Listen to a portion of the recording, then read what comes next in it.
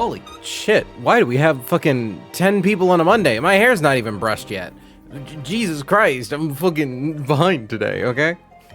Chat, be nice to me. I don't even have my earbud in. I think that I have background music playing right now, but the only evidence I have to that is that I see the desktop audio, like, line wibbling and wobbling. So it's presumably there. But that could just be propaganda by Big Sound to cost me my audience. Anyways, let me just fucking...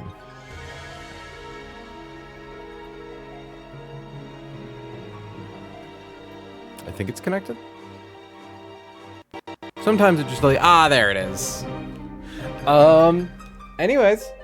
Hi guys, gals, and other. We're playing more Pokemon Run and Bun today. Sound off in chat if you are ominous other. Yeah, so we've got a fun one for us today. Hi Cascadia. Also, hi Pio, I should acknowledge you. You were the first one to post. Thank you for your 5-stream streak. Skibo! Jeez, I need to reorient my life. I need to start streaming on Mondays again. Y'all fucking turn out for Mondays. Finally got one of these again, OMG. Yeah, God, I don't even want to think about when's the last time you watched, one of these. Because I think the last time you were in here, you were asking, how Skitty was doing. A Pokemon that had died 2 attempts ago. But yeah, let me crack open the MGBA. So we've got 2 fights here. The first one's kind of scary, the second one less so. And then we have the Meteor Falls Gauntlet. And for those of you who aren't, oh shit, hey Mel. For those of you who aren't familiar with Pokemon Run and Bun's mid-game, it's early mid-game. When you go to Meteor Falls, there is a ledge you have to hop off of to like continue. And there's no going back. Once you cross that ledge, you're committed. Whatever Pokemon you have, whatever items you have in your bag, that's your team. And you have 7 fights you have to clear. If you ever suffer a death, that's like 1 less tool you have for every other fight. And just because there's 7 of them doesn't mean these fights are easy. The win straits kind of pull their punches a little bit because it's a back-to-back-to-back-to-back. These fights, you are at least able to heal in between them, but you can't return to the Pokemon Center, you can't swap out your team, none of that. So you have to find 1 team of 6 that works for every fight. And I think I have it. I ran the numbers this morning, so I'm excited to play that out. Sorry, I still need to like finish brushing my hair. That's part of the reason I'm kind of like behind. I was building furniture earlier. You know how it is. I'm doing my best, chat. I'm doing my best. Hold on, I'm gonna move my belt so that way you all can see my beautiful son. Say hello to my beautiful son, chat. Let him know that he is loved. Holding it together after 4 hours sleep, Skitty. What? No, I was pointing at Ralze. I'm sorry. I mean, you're welcome to dual fist the suns over here. Hell no. I'll give you the suns. Okay. So give me sun number 1. And then sun number 2.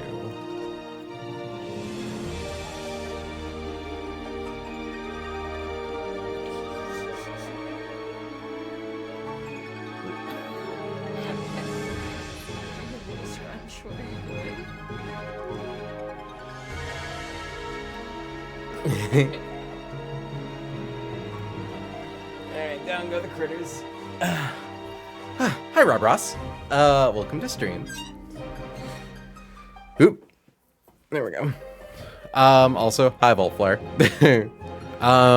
Exactly how holding 2 sun should go. It's true. Too much power for me to wield. But yeah, I should probably make that full screen. These. Pop on over to here. ROM.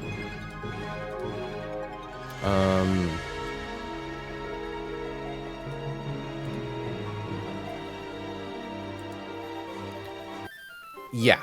So, I've got these fights calced. They should be fine. They should be fine. But first, we've got a heist to commit.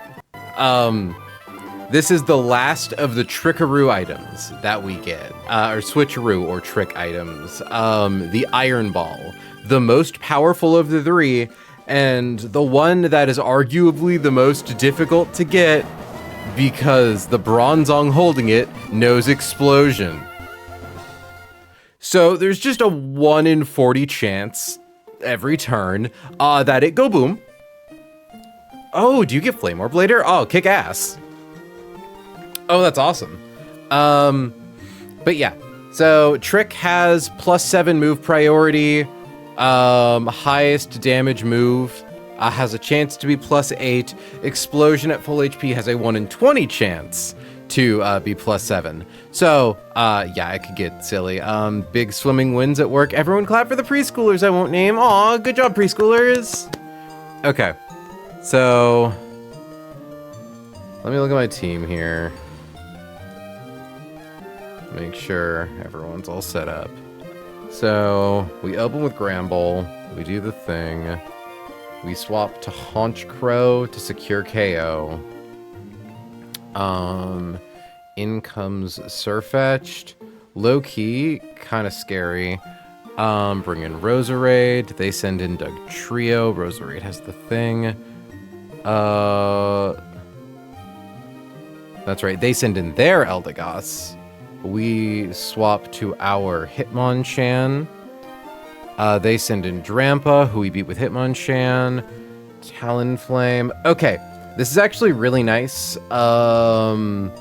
We have a single flex slot. I heard my boy is in danger. What do you mean your boy is in danger?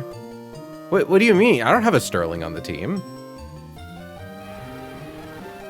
What do you mean? Well, who's your boy? Scalpel? Blue Eyes. It sounds like Sterling, but we don't have Sterling rep on this team. Dion, I didn't have time to tell you. Oh, Talon, you stinker. No, Talonflame. So Talon is a Lucario, but we have Scalpel, the Talonflame. Easy mistake to make. Also, is my face getting blown out right now because of my sweater on the back of my chair? Is like fucking with my white balance? Nope. Why am I getting blown out so hard right now? Can I fucking... I don't want to fiddle with my white balance right now. I'm a deeply unbalanced white. So, yeah. Bringing Steelix means... as long as we get that set to -3. Yeah. That should be good. There is, of course, again, always just a chance that Honchcrow gets exploded on. Which would be bad. It would be very, very bad.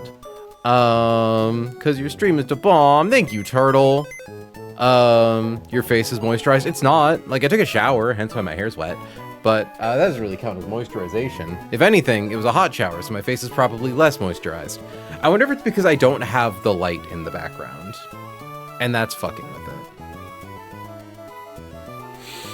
Anyways, alright, so, you know, I'll be honest. I was kind of disappointed when we pulled Marguerite, when we made it to the Ash Fields. I was wrong. This Honchcrow is going to be pulling for us once we get to the Meteor Falls Gauntlet. How often do you wash your hair? Typically, like, I try to do it every 2 days, but it's kind of, sometimes I do it like 2 days in a row. Typically, if I'm streaming and I look like shit, I'll just wash my bangs, so that way those look less greasy. Roserade. Yeah, see, this is Talon, Dion. This is Talon. But this is Talonflame, the Pokemon. Easy mistake to make. Oh, I need to show you this Farfetch'd that was forced upon me. Is it a good Farfetch'd? I'd love to run a Farfetch'd. They seem neat.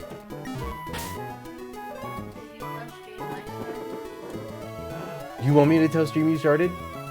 I haven't gotten far. Stream. I got Mintmod to start playing Run and Bun. And It's so scary. she made it past Triathlete Mikey. She made it past Sonic Boom Yanma. And by doing so, like, she got the B. I got the B. She got Beedrill. She got like a solid B too, 30 attack IV. She got Gossifleur. She got a Knife, like 6 perfect IV Ponyta with a plus speed nature.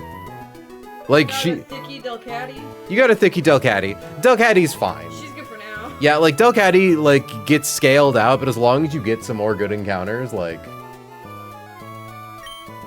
Run and Bun House. Soon the Suns will start playing it too. Pyo, you can also play Run and Bun. Use my streams as an educational resource. Oh, I have to mute myself for a second.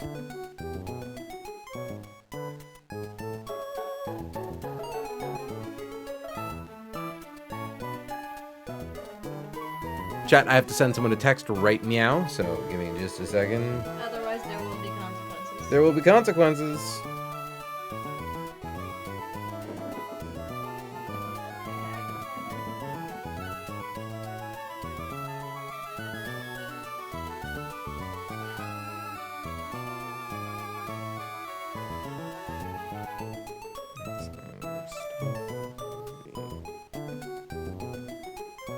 Sorry, one sec. Bachelorette party. Can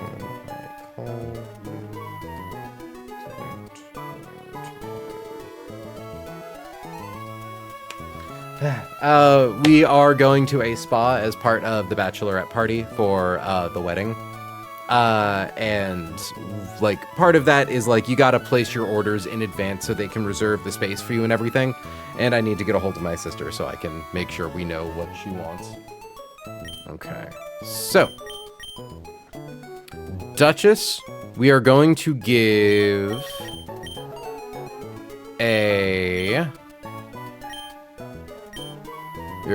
Duchess a Pecha Berry. She is never going to use it. We are also going to give Dollop a Pecha Berry, just in case. Dollop is never going to use it. I believe... Okay, so... Functionally... Well, hold on. Item... Pecha Berry. Export. Import. This is because we are going to get hit by Trick, and we want Bronzong to still be holding an item afterwards, so we can get the damage boost on knockoff. Pecha Berry. Okay.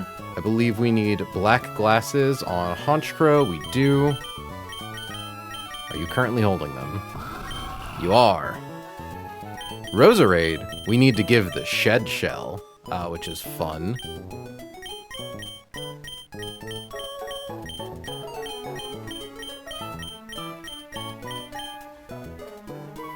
God, so many watch streaks. You know, I am genuinely curious if watch streaks being a thing that is, like, visibly added is going to end up boosting my metrics. Now that you all have your fucking daily login bonuses. Okay. Kethri, I believe, needs to have the muscle band. You don't need the muscle band. What are we equipping with? Equip Granbull with that, equip Honchcrow with that, equip Rose with that, equip... Wait, Tort. Where am I using Torterra in this? Oh! Never mind, we don't have extra room for Steelix. We need Torterra. Damn it, Torterra also baits Gyro Ball. That's unfortunate.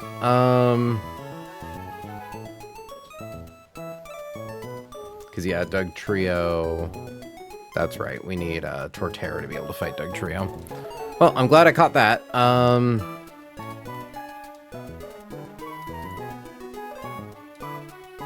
Okay.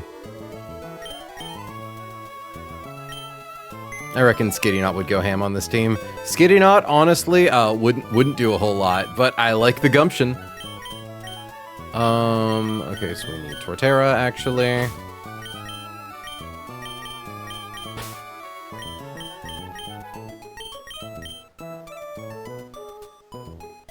I mean, theoretically, hold on. Do we need Talonflame? Because Eldegoss, Kethri with Muscle Band.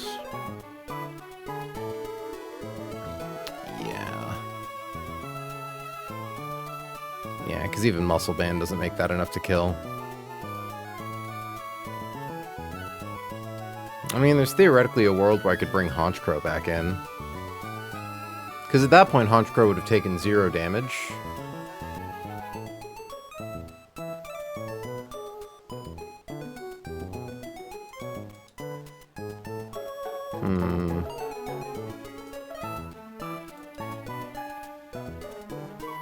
I just need something that's faster than Eldegoss. Yeah, it has Insomnia, so it's immune to Sleep Powder. Against Hitmonchan, it would probably go for Leaf Storm for KO, but Honchkrow should have taken no damage here. Yeah, okay, we can bring Steelix over Talonflame. Because I don't think we're using Talonflame for anything else here. Granbull, use Charm, swap to Haunch, use Knockoff, swap to Roserade to a KO with Magical Leaf, swap to Torterra to get Giga Drain, swap to Hitmonchan, Sky Uppercut, forces Eject Button. Drampa comes in, we then OHKO with Sky Uppercut, Eldegoss comes back in, we can just swap to Honchkrow because Honchkrow lives Leaf Storm, because with Steelix out it means that Honchkrow doesn't take any damage. Yeah, like, we can figure out ways to fight this Eldegoss. Hell, we could probably just use Roserade if we have enough HP. Yeah. Swap to Honk. And then, yeah, KO with, like, Sucker Punch, probably. Brave Bird if we have the HP to spare.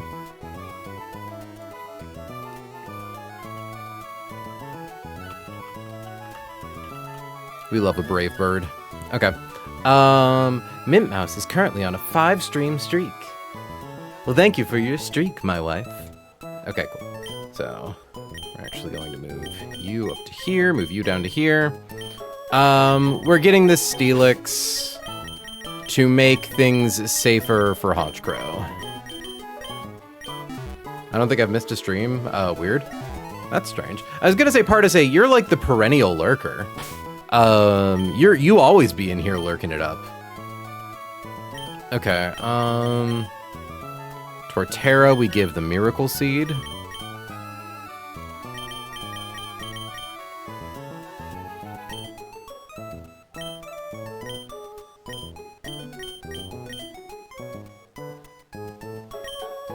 Okay.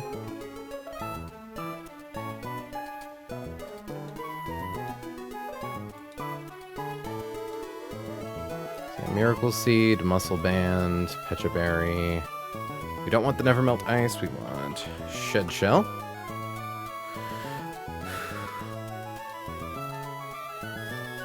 Because after fighting Diglett, yeah, Torterra does less damage to Eldegoss than Eldegoss does to Torterra. Definitely less damage to Drampa. Okay. Oh shit! Hey, Dot and Co. Welcome to stream. You caught us right before going into a big scary fight.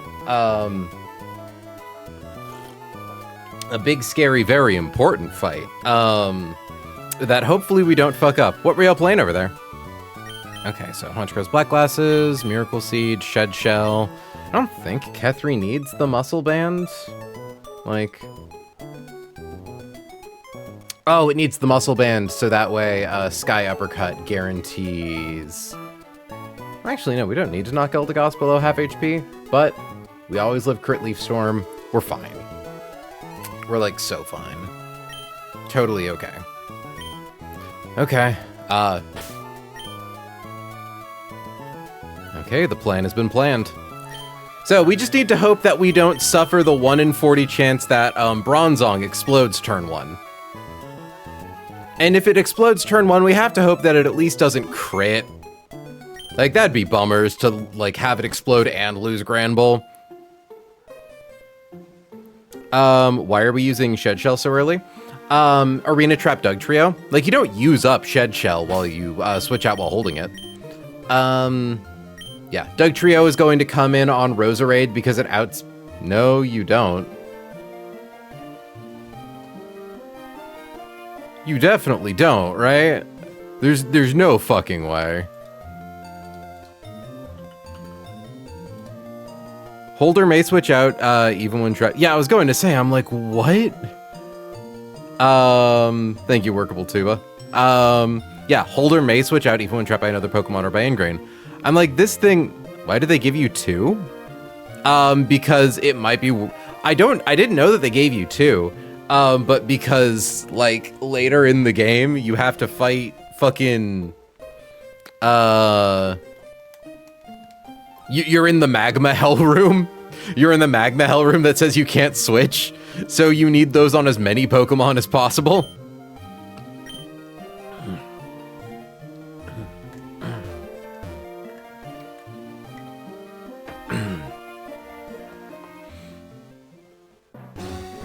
But yeah, so first round or 2 of this fight is going to be all about damage mitigation and making sure that we don't die on accident.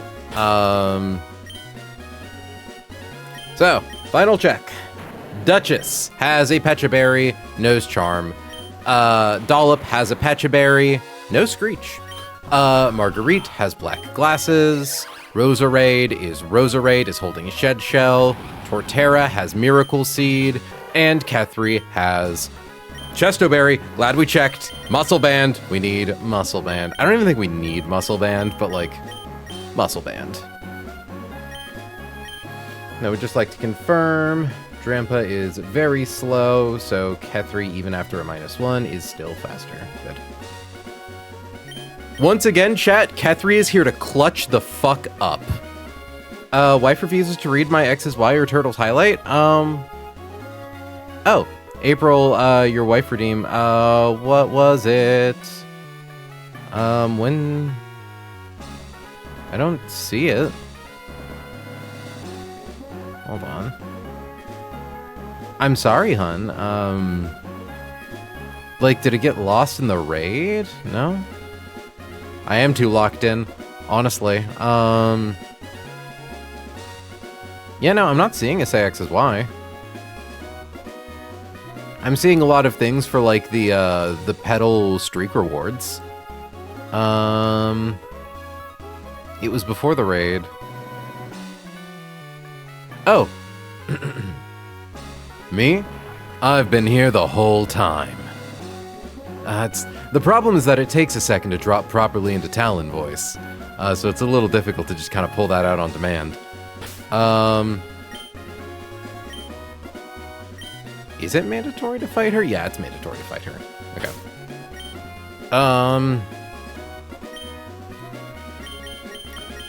This should be fine.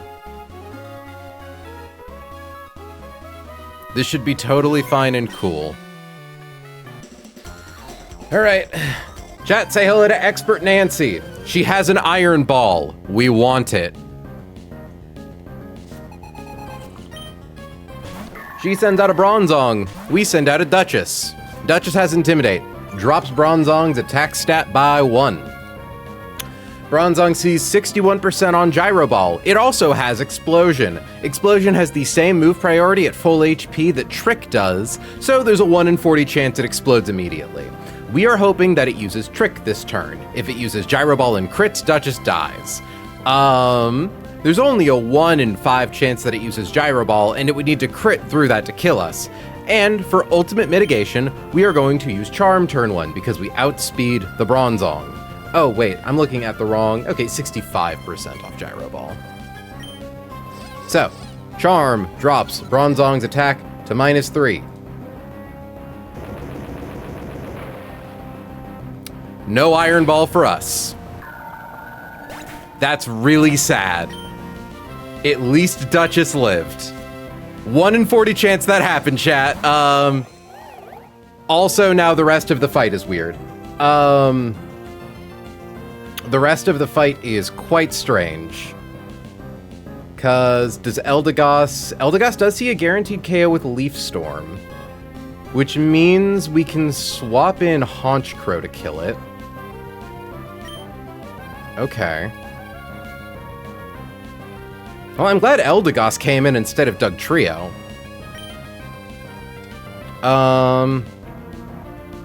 Yeah, because Leaf Storm, I believe, always kills Duchess. Yeah, its lowest roll is 81.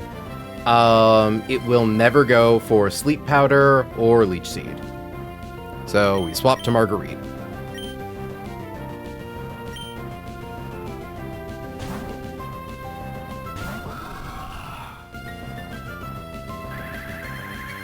If I can't have the bomb, no one can.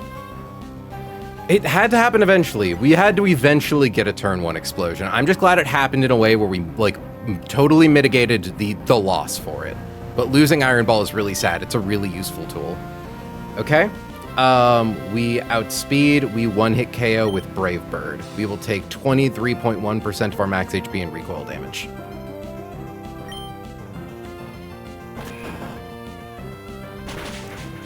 Ooh, this might actually make Surfetched kind of awkward, depending on what our HP's at.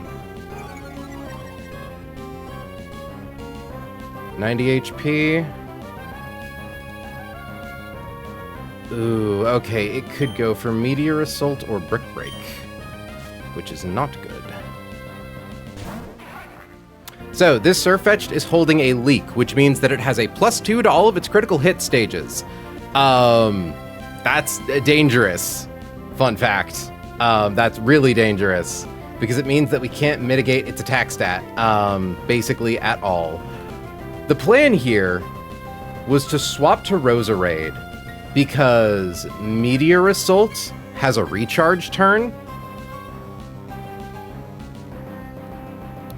It could go for Meteor Assault, or it could go for Brick Break.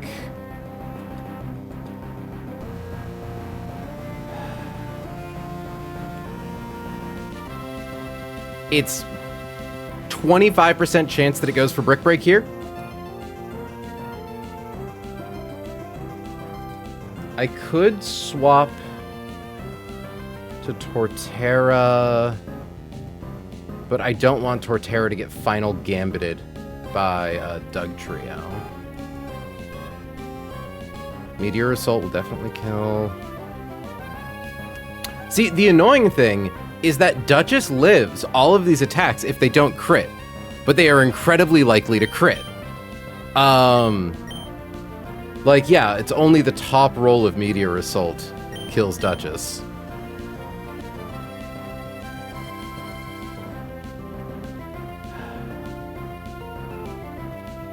Yeah, no, this is really rough because Bronzong exploded turn 1.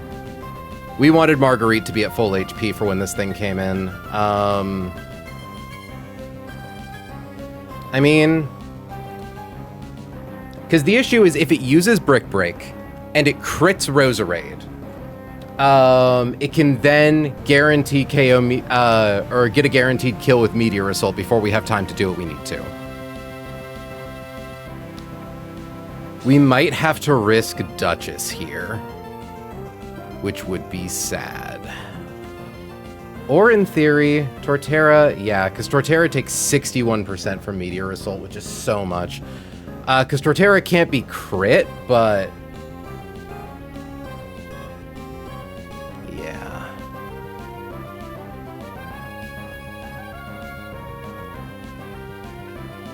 Like, it can in theory stall out Meteor Assault.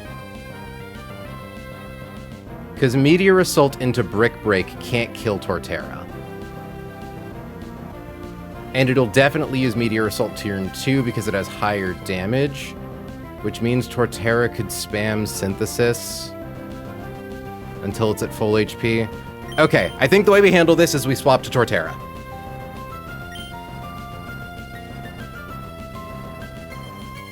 Because, yeah, Meteor Assault does 61%, but it takes 2 turns to use. We can just spam Synthesis.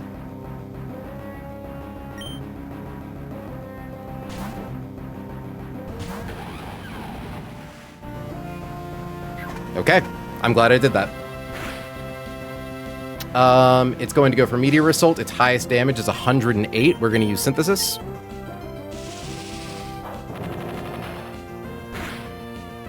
We are relying on the fact that we cannot be crit.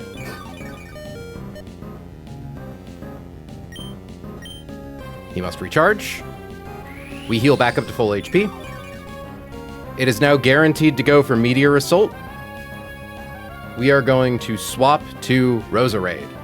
A critical hit, Meteor Assault, does not kill Roserade, and then Roserade, in retaliation, can 2-hit KO with Magical Leaf.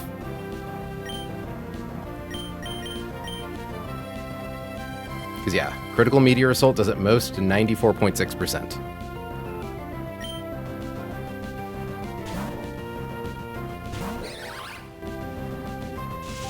I'd love to see it not crit. It's a coin flip. Okay.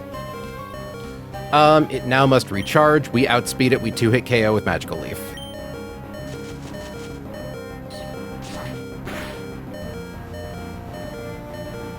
It has no priority moves. We are faster.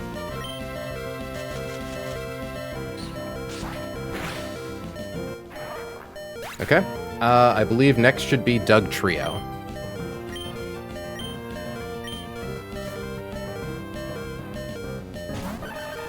Rose has a Shed Shell because Doug Trio has Arena Trap.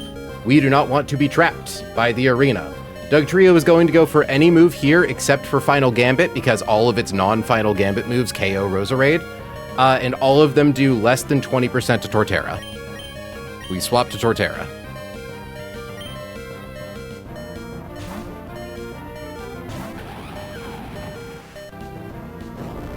Earthquake. We are going to use Synthesis. No, we don't need to use Synthesis. Because Final Gambit does 61% to us.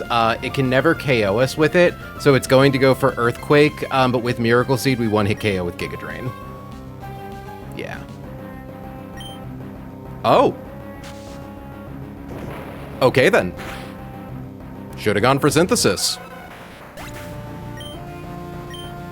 So the thing is, the last thing in here is Drampa.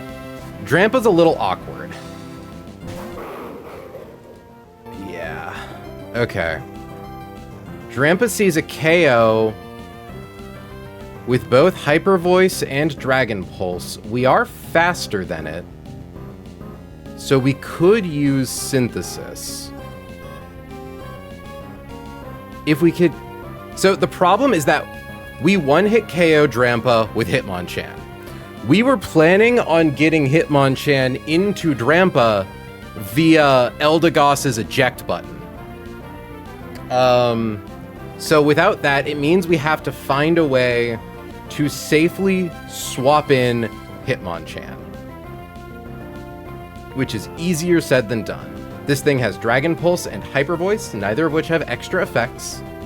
So I do think, yeah, while we're against it, we can just kind of spam healing moves until it glares us. How am I going to fight you? Because it's like if I could guarantee a Dragon Pulse into Granbull, I could also maybe get it.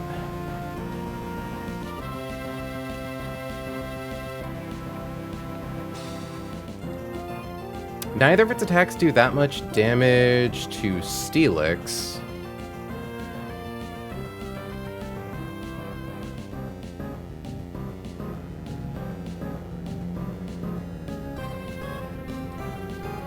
Because the problem is that it has the ability Berserk, which says if its HP drops below 50%, it gets a free +1 special attack.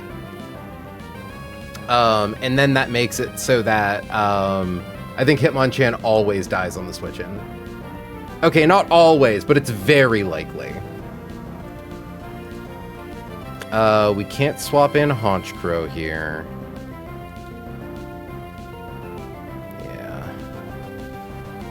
I think for at least a turn, we can use Synthesis, because the highest damage Dragon, or Hyper Voice can do to us is 48%, and we are faster than it.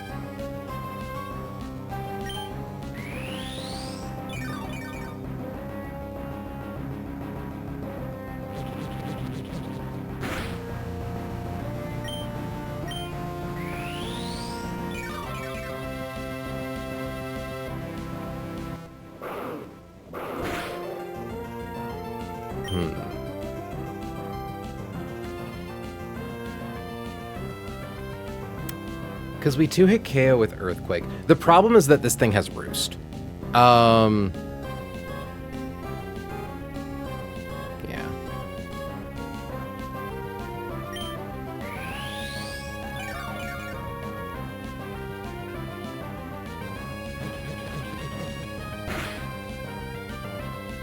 I hate to say, I think we just kind of have to risk a crit on Hitmonchan. But we kind of just have to risk a crit on Hitmonchan. So, okay. We have a few options here. Hyper Voice always kills Duchess on the swap.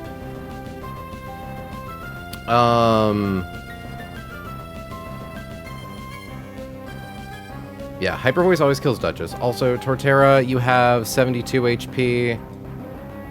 Okay, yeah, it's always going to go for Hyper Voice. It might not go for Dragon Pulse.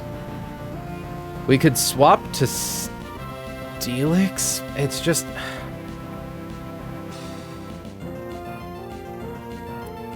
The problem is I just don't see a version of this fight that isn't just kind of delaying the inevitable. Because it's like we could swap to Steelix and use Screech. If it goes... Yeah, because if it goes for Dragon Pulse... This thing's really awkward.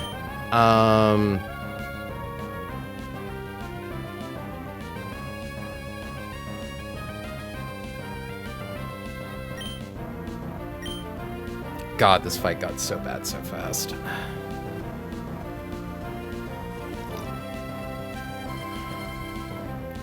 Because it's like, if Hitmonchan dies, we have a chance to kill it with Granbull. And I suppose if Granbull fails and dies to Hyper Voice, then the thing that comes in after Granbull will be able to get it.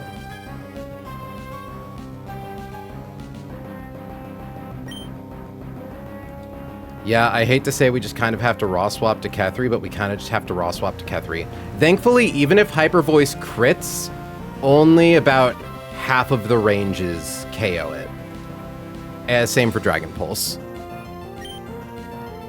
This does scare me, though. Just making sure it's not going to go for Glare this turn, because that would be bad. Hyper Voice always does minimum 72. Okay, yeah. Okay, Kethri, you can do this. I believe in you.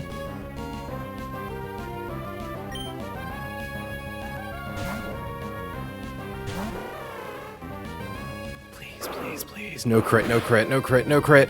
Okay, thank God. Sky Uppercut, 1-hit KOs. Jesus. Not a fan of that fight.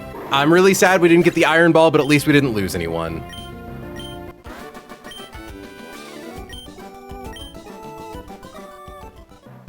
Man, that fight would have been such a cinch if, like, our things worked. Don't say never punish, Turtle. We didn't get the Iron Ball. Don't forget to take your meds. My pills are at 9 o'clock. It's only 6:50 right now.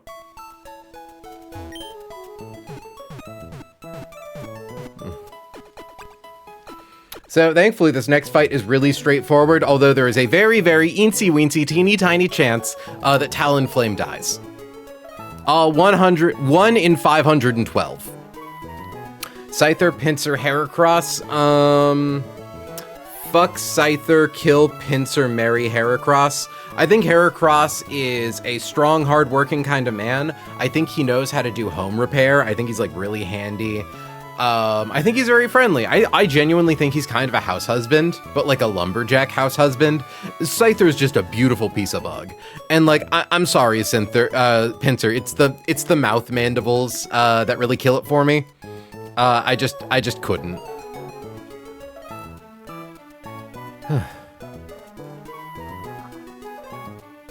Man, we had to pull off so much bullshit. For that fight. But it's cool. Set to double battles, make sure... Togi D Maru. You need to be at 45 HP. Unfortunately, Pyroar can see that Hyper Voice can do up to 45 damage. It'll be fine. Burning Jealousy isn't a spread move, right? Hold on, just gotta do some real quick checking.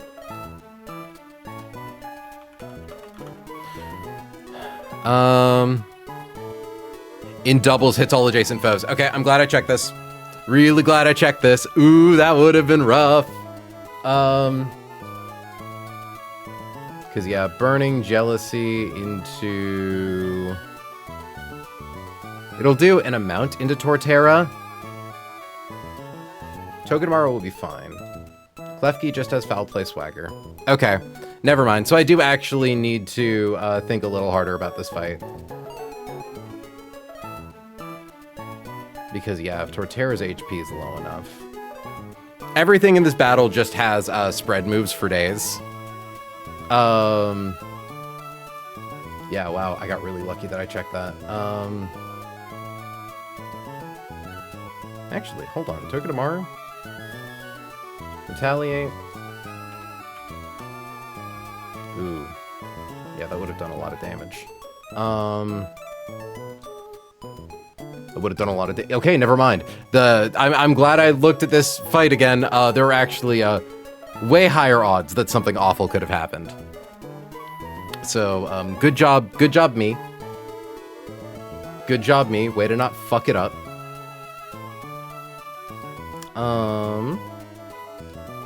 Yeah, okay, so never mind. I do actually need to calc this fight right here, right now. I'm going to mute the game audio.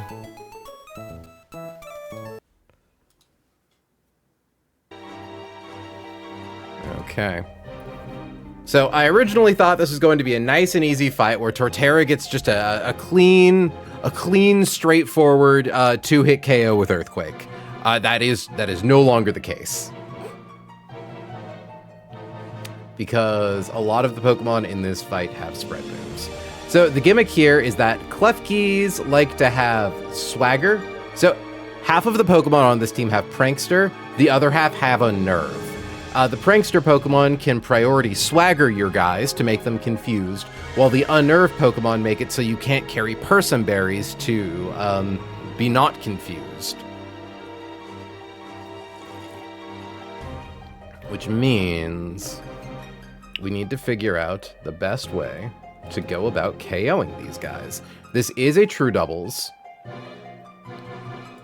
Thankfully, we now officially have a guy with Protect. We have Maisie.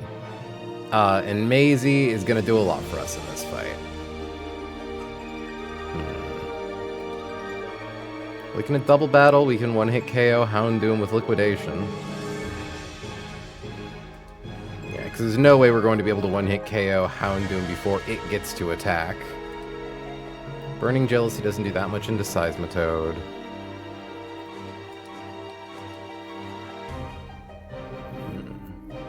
So the problem is that if we lower Togedemaru's HP enough, I believe it was 45. If we lower Togedemaru's HP enough to make sure it always baits Foul Play off of Klefki, we kind of bait anything off of Pyroar. The original fear is that Burning Jealousy always KOs Togedemaru, which would have been fine because we would have swapped into something that took Burning Jealousy really well. Unfortunately, it actually also has a chance to just raw dog rip Retaliate. And Retaliate does a lot of damage to a lot of things. It really seems like our best Pokemon for tanking hits here, comically enough, is Arcanine. Because Togedemaru would bait in Grimmsnarl, is the funny thing. I don't suppose we could KO that with, like, Poison Jab or something, could we? Poison Jab with Poison Point.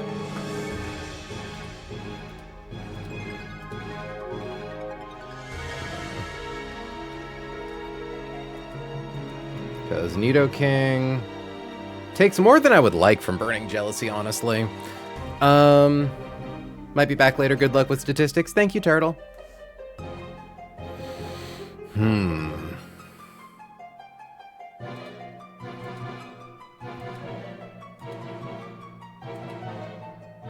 Because as long as we make sure that Togedemaru is the thing doing the baiting. Prankster, Citrus Berry. See, it's like if we KO Houndour turn 1 with Drill Run. Out comes Grimmsnarl if it's looking at the Togedemaru slot. I think? No, it would still be Pyroar. See, that's the frustrating thing. It'd be really nice if we had Iron Ball right now.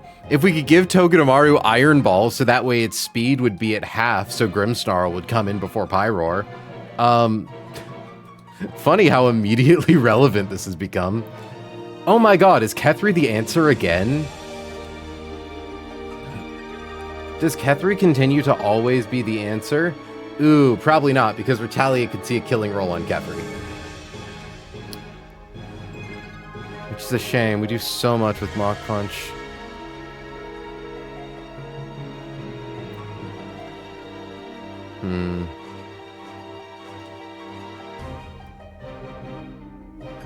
Because, like, Grimmsnarl one-hit KOs. I think Pyroar sees that it gets a one-hit KO in.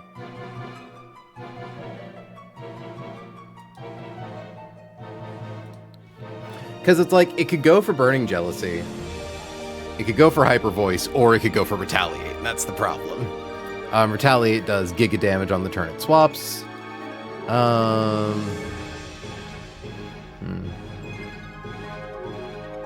Okay, so maybe instead of...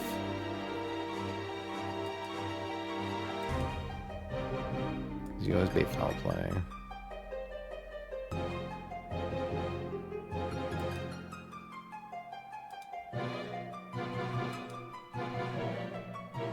Why is Intimidate not showing? Oh, because Foul Play uses my own attack stat and the other moves are special. Okay, so Foul Play won't do anything.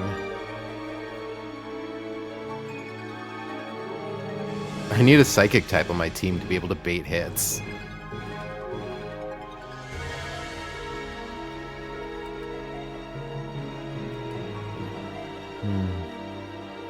It's in double battles. Arcanine does 2-hit KO.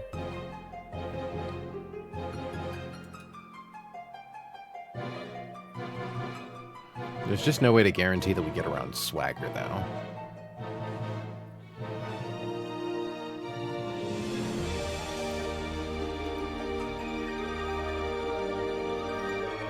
Because is the answer to get around the Prankster Pokemon first, or to specifically try to get around the big damage unnerve mons first?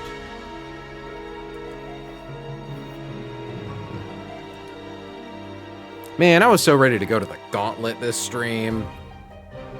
I was so ready for shit to be like cool and epic. I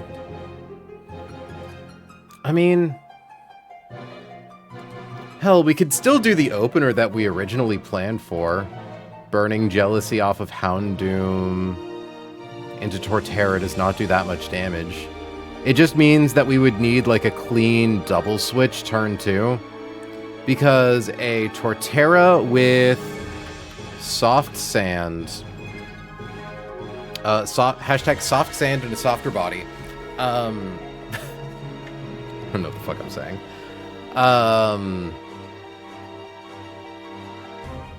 Always lives Burning Jealousy because it can't be crit. Togedemaru uses Protect, i.e. Spiky Shield. Torterra uses Earthquake. Everything attacks into Togedemaru. Torterra then KOs everything.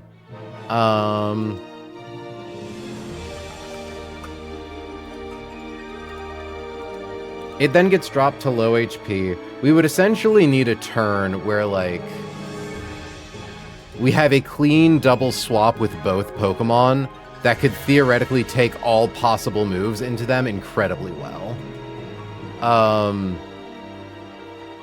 And that's pretty impossible to guarantee.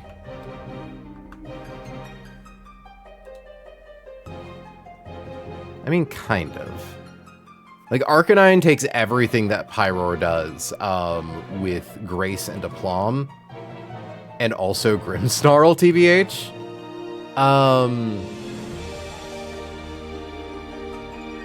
I don't think Kethri does that. Steelix obviously takes a lot from Burning Jealousy.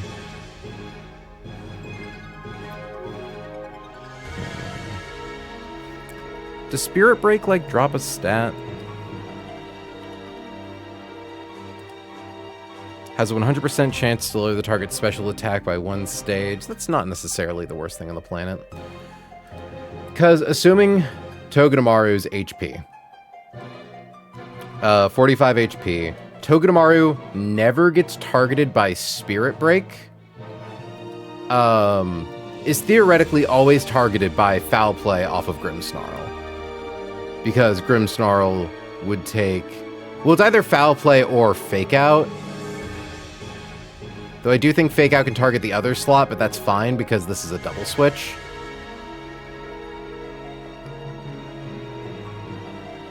However, the Togedemaru slot is also basically guaranteed to be targeted by whatever Pyroar is using.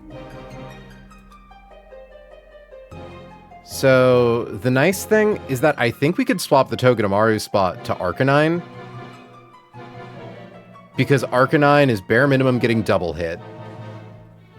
It's getting hit by potentially boosted Retaliate, potentially Burning Jealousy, potentially Hyper Voice, and then anything but Spirit Break off of Grimmsnarl.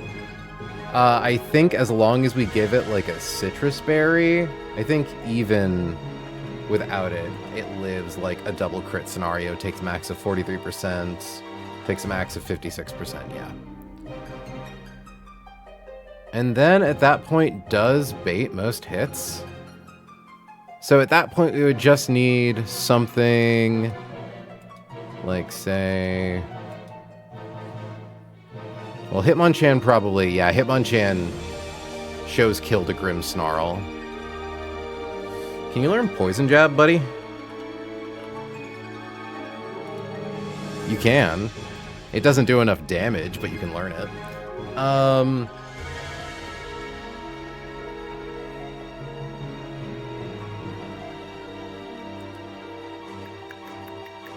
Ooh, Granbull kills. Granbull would take a lot from Hyper Voice, but that is the move that Pyroar is the least likely to use. And if Intimidate procs, that does make it so that Grimmsnarl does less damage with things. Because in theory, an Arcanine that gets double hit by both Grimmsnarl and Pyroar then baits kill from both Grimmsnarl and Pyroar. So Granbull would have a free turn to Orbital Strike Grimmsnarl with Play Rough.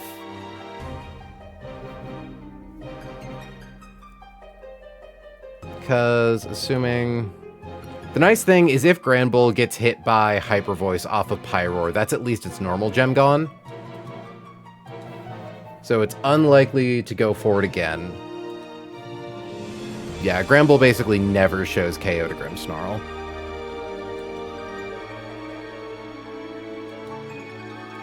Okay. And at that point, Arcanine mostly shows, yeah, Hyper Voice or Retaliate to Pyroar, and Foul Play to Grimmsnarl, which is theoretically a clean swap to Steelix. Maybe not Steelix, but... I don't have anything that's like super specially defensive.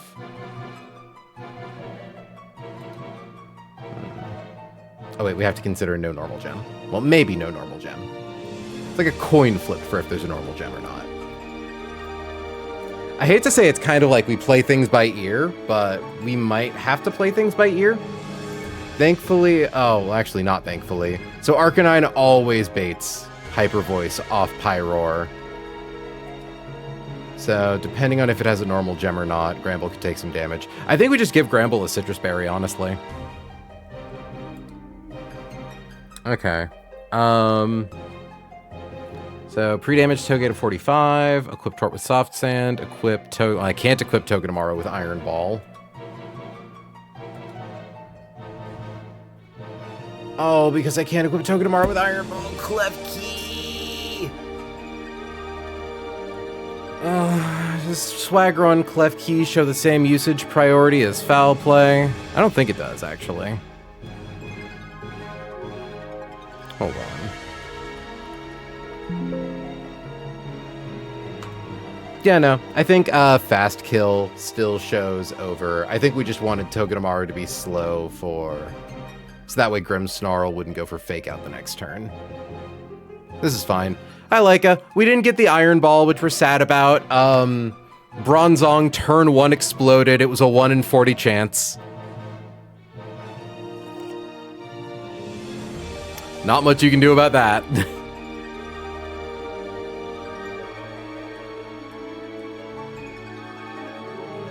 No new deaths, thankfully. We opened with Grand Bowl that used Intimidate and then Charm to drop its attack stat to -3. It did throw the line completely off the rails. But like, thankfully we steered around it. I died a little, but I got better. Well, I'm glad you got better, Partizan. Okay, yeah. We did have to risk Kethri to a crit, which was really scary, but thankfully Kethri did not get crit. So, yippee. Okay, so we don't equip Toge with anything. Don't equip Toge.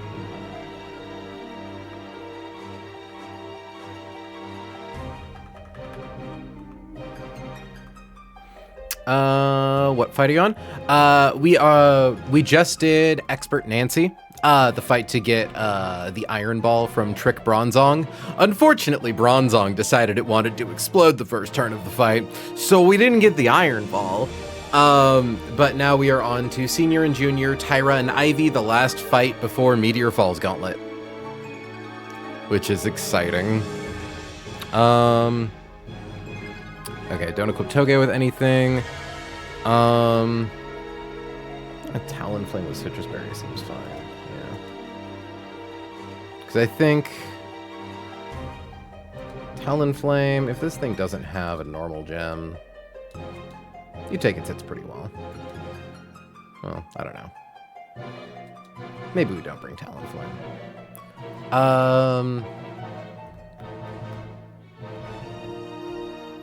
Okay, so we open. Don't equip Toge. Equip Gran with Citrus Berry. Oh, I had to take an angry shower for not knowing Shed Shell wasn't consumable. Well, I hope you're feeling better, Volt. Okay. The most possible damage Arcanine can take. Crit Foul Play does 56%. Crit 140 power, Retaliate does 43%. Yeah, so 78 plus 103.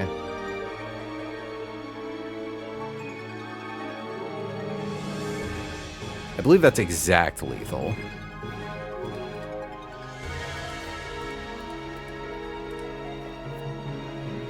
Yeah, that's 181.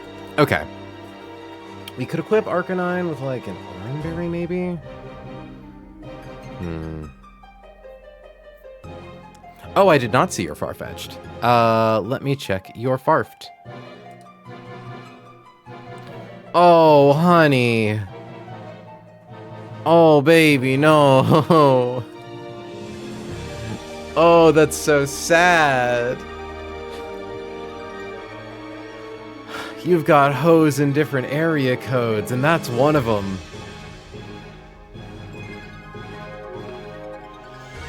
I kind of hate how inconsistent this fight is. It's kind of all over the place. Normal voice, or normal, hyper voice, yeah. Does a max of 90%, but then we heal for 25%, and it becomes awkward. Can't wait to see the box. You have Torterra? I do in fact have Torterra. We've gotten some kind of scuffed encounters since Norman, but we're making do. We are, legally speaking, making do.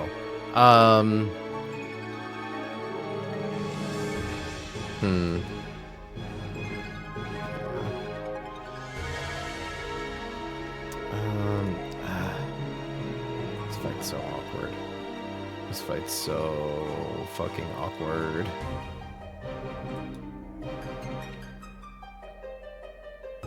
But yeah, Grimmsnarl could go for Fake Out or Foul Play. Thankfully, it'll never go for Swagger because it'll at least see a KO in Togedemaru.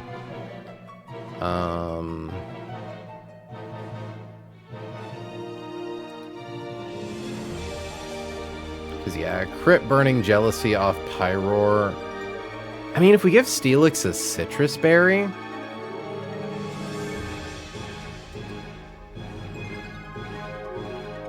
I mean, if we give Steelix a Citrus Berry, it should always live. Because if it gets hit by a Retaliate or Hyper Voice, it'll be whatever. Crit, like, lowest roll Burning Jealousy always brings it into Citrus range to heal. Because Pyroar always attacks before Grimmsnarl, unless it goes for Fake Out. At that point, though, like, crit Fake Out does, like, 7 damage. Potentially 8. Plus crit Burning Jealousy. That would kill.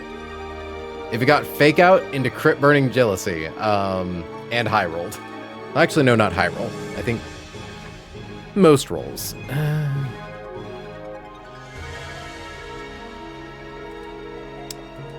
Can you kill Grimmsnarl, Steelix? No. You can do a lot of damage to it. Just a reminder of weird mechanics re Unnerve. Your Pokemon will eat its berries as soon as the Unnerve Bond goes down. We used that to barely steer our way out of the Dream Doubles before Norman. We had a really scary fight there where I relied on using a priority move on Lucario to KO Unnerve Persian to wake up my Arcanine, who could then KO Gengar. It was fucking spooks.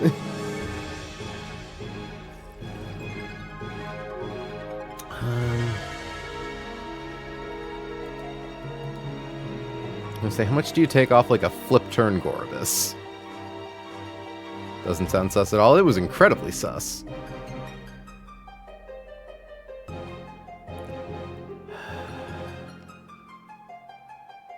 It's like if I could get in Hitmonchan, but then frickin' Grimmsnarl would get it. I've got no way to kill Grimmsnarl with Arcanine. Yeah, I need Granbull.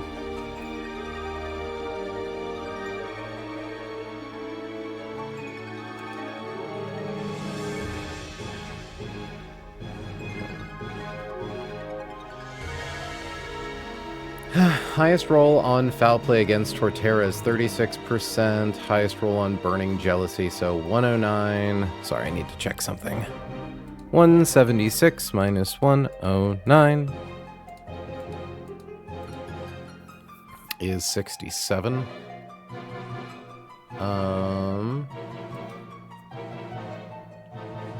Okay, good. I just have to make sure that Grimmsnarl never sees KO on Torterra with Foul Play.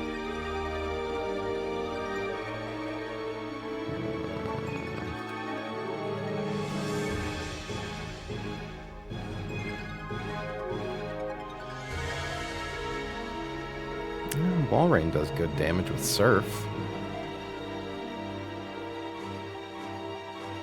The issue really just becomes, like, Pyroar has Protect. Well, no, honestly, the issue isn't that. If we could bait Protect on Pyroar, that'd be kind of cracked.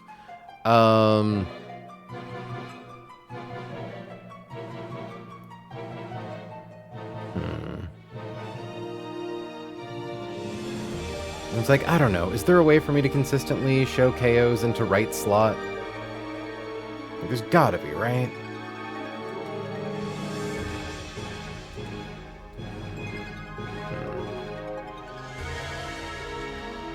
Because Klefki's just so fucking fast. And, like, really bulky.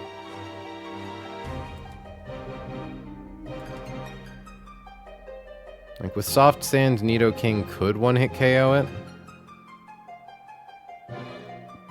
It would be a slow one-hit KO, which means Klefki would have a turn to potentially swagger something. But even then, the highest roll in Togedemaru from Houndoom is Burning Jealousy, so big shrug.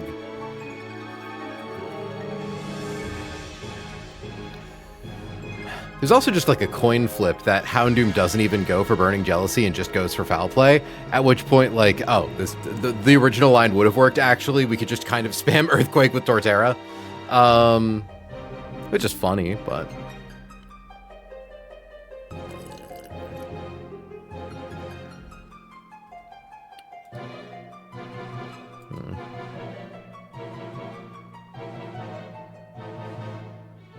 Ooh. Burning Jealousy, though. Torterra could take enough damage from Burning Jealousy to potentially bait damage from the Pyroar slot.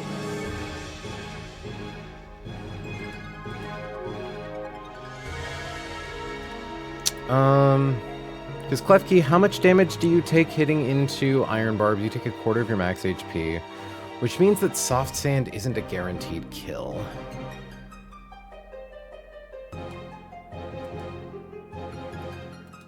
Oop, wrong thing.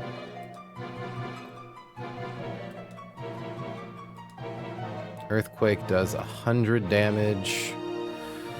132 divided by 8 is 16. Oh wait, no, I think that works. I feel like that's more damage than... Oh wait, no, I'm doing the math wrong. Yeah. So 16 plus 110. Yeah, 126. This thing is 132. We would need to dodge the 4 lowest rolls to get a guaranteed KO on it, which is not likely.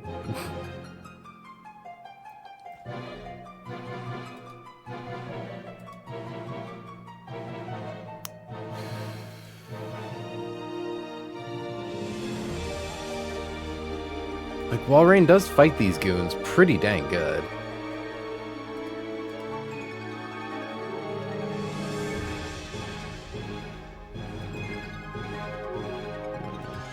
Burning Jealousy into Nidoking. Wouldn't do that much, but if we got crit, that would be a problem.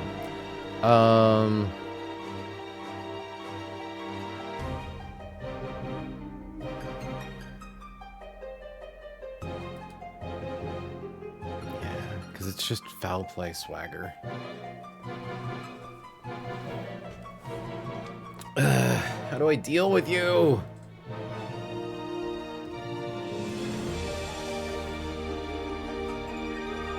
You have a Lucario? I do have a Lucario. He's pretty neat. Well, it does fight Houndoom. Unfortunately, yeah. There's just nothing that, like, baits Foul Play from Houndoom and Klefki without also baiting Burning Jealousy.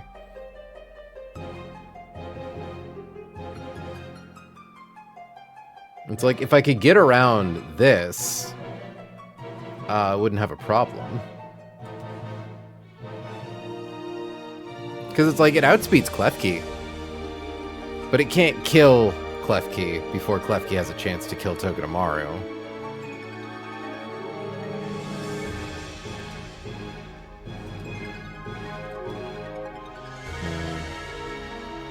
Honchkrow still takes so much for Burning Jealousy. Doesn't he one-shot Grim? Maybe if I gave it, like, Smart Strike? Nope. It's a tragedy. Our Lucario has incredible IVs, except for his attack stat. Yoink. Literally over 20 in everything but the one.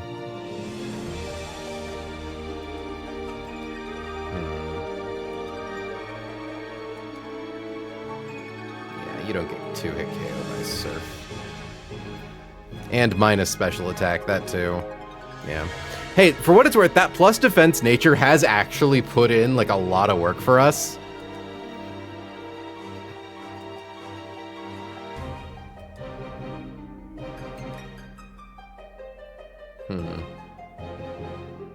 Can I do something with Flip Turn?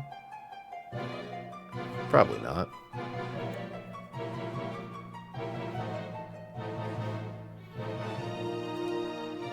Like, I can definitely get this asshole with Rock Slide.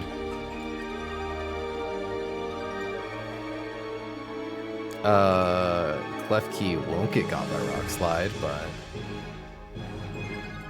And then, like... Because do I need... I do need the Heartstone to guarantee the Rock Slide KO.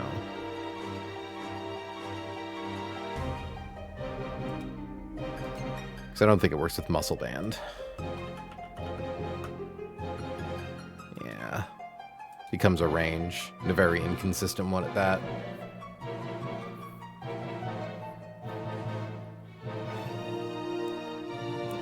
And we're slower than Houndoom because of course we are.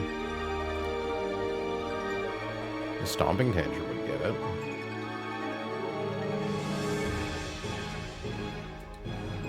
Although, actually, it always gets off Burning Jealousy. Or Foul Play. Ooh, but Life Orb damage doesn't tick if something gets blocked, right? But if it Foul Plays into Togedemaru's Iron Barbs, then it still takes 10% max HP damage. Or, 1/8 max HP damage. Because Arcanine with Muscle Band can one-hit KO Pyroar like it's nothing.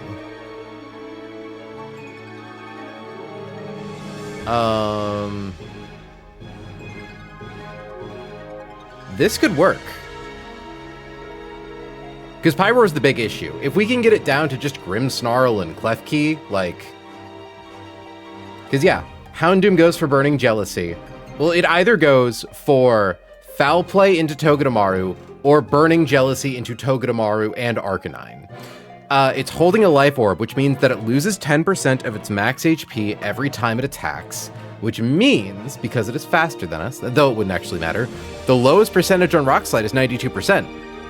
So, that plus Life Orb tick is 100%. If it instead goes for Foul Play into Togedemaru, in order to, what's the words I'm looking for here? If it goes for Foul Play into Togedemaru,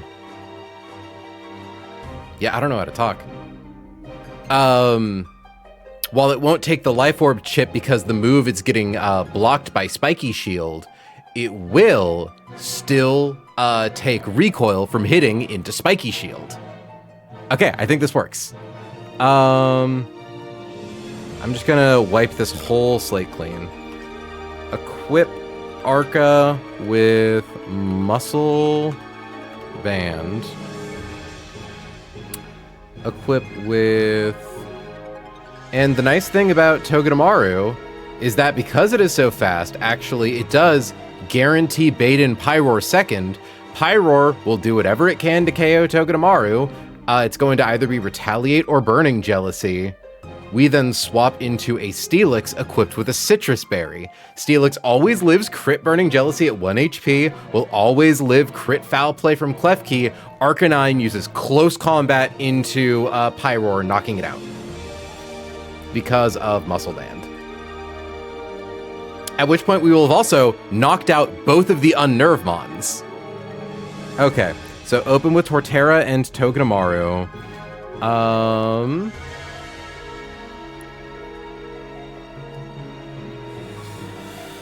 KO Hound with our slide. We just need to make sure that, yeah, Houndoom is in slot 2, Togedemaru is in slot 2, so Pyroar will see that it gets fast kill on Togedemaru versus Grimmsnarl, which gets slow kill. Okay, yeah.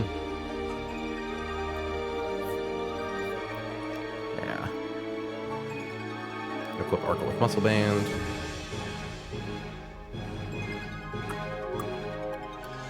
Flop to, Clef and Pyroar. OHKO, Pyroar. And the nice thing is Pyroar is faster than Arcanine, which is normally a problem, but because we're KOing Pyroar with close combat, that means it's hitting us before we drop our own defenses. OHKO, Pyroar with close combat. Swap Toge to Stee.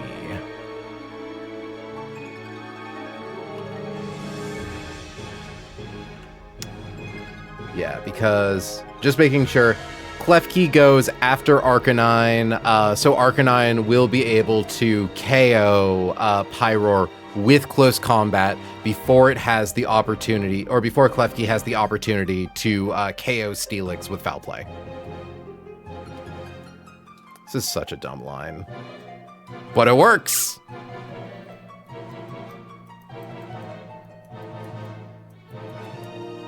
Okay. Equip Stee with Citrus Berry.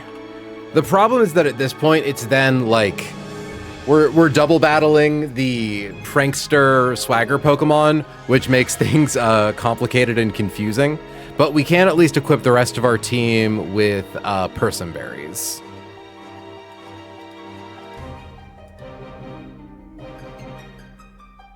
Swap to Clef and Grim. I will also note that at this point, Arcanine has dropped both of its defenses by one stage. Potentially showing KOs to things, but actually... No, it doesn't. That's insane. Yeah, wow. Because odds are Steelix will have taken enough damage. It might not show KO to Klefki. But it also actually won't show KO to Grimmsnarl. Damn, this thing's cracked. This thing's so fucking cracked.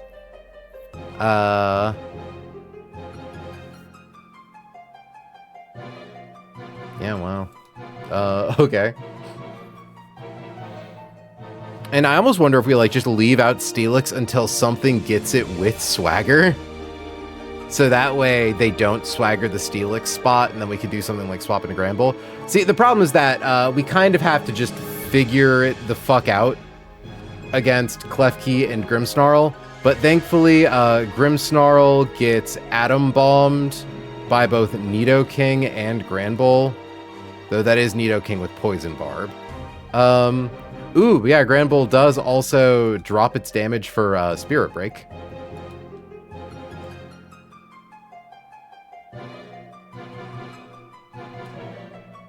Yeah, no, I think at this point we just bring 3 Pokemon and say figure it out. Like Walrein has Super Fang, Frost Breath always crits.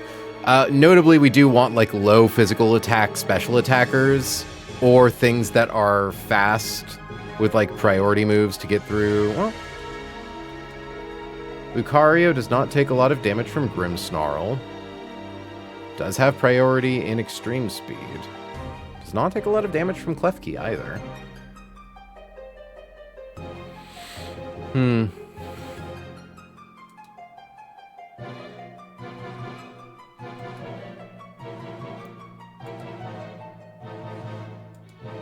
Yeah, no, hell, against these two, honestly, we bring in Torterra and Granbull. We equip them both with Person Berries. So, equip Steelix with Citrus Berry. Equip everyone else with Person Berry.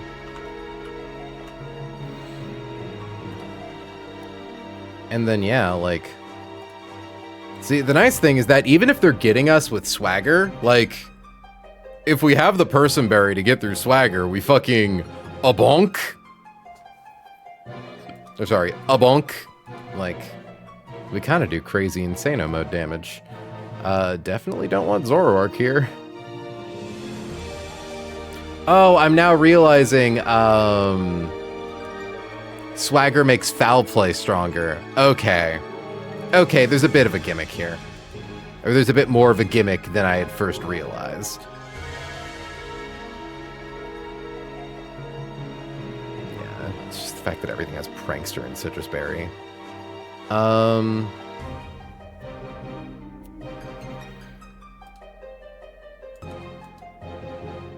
actually benefit from Roserade's absolutely dog shit stats. Yeah, I think Roserade with Personberry should be pretty good. Unfortunately, its own defense stat is kind of bad to compensate, but...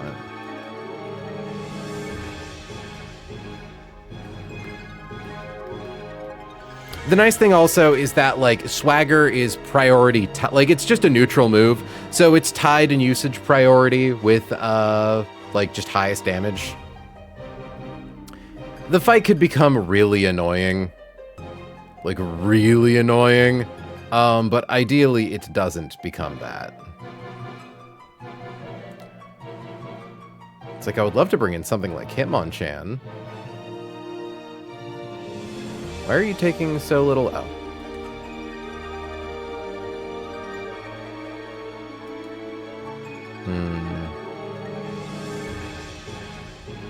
It's like Torterra can heal itself.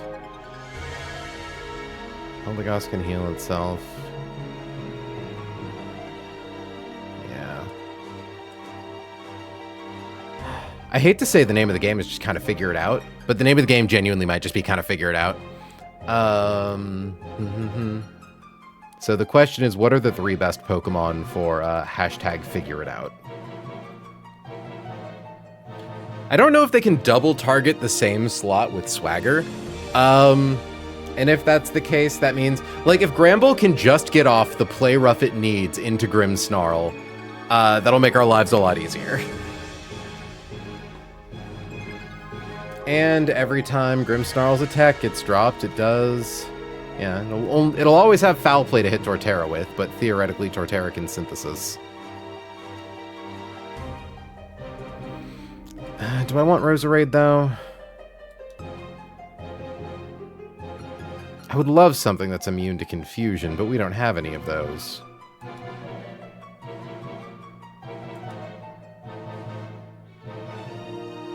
Klefki does take a lot of damage from Earth Power. It's not going to have taken that much from the Rock Slide earlier, so Earth Power can't kill it, but... Rock Slide will always do at least 15.9%. Okay. Torterra is capable of KOing Klefki. Once we can get them down to a single Pokemon, this fight becomes a cakewalk. I think we bring Torterra over Roserade. Yeah, doesn't take a lot of damage from Grimmsnarl outside of Foul Play. Outspeeds Grimmsnarl, notably, as long as it's not using Swagger. And can KO Klefki with Drill Run. Yeah. Figure it out, Lamau. Figure it out. The nice thing, there might also potentially be a situation where we can, like, guarantee get a free swap back into Togedemaru. And in that situation, Togedemaru can use, like, Spiky Shield. Okay. Okay, we're fine. We're, like, so fine.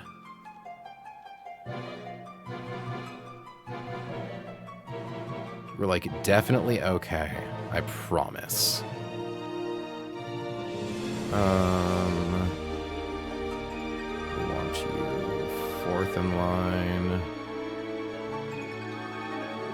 We need the volleyball.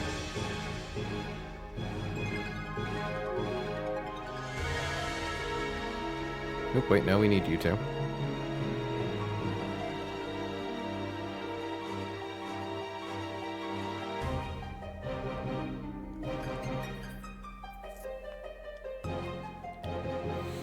Okay.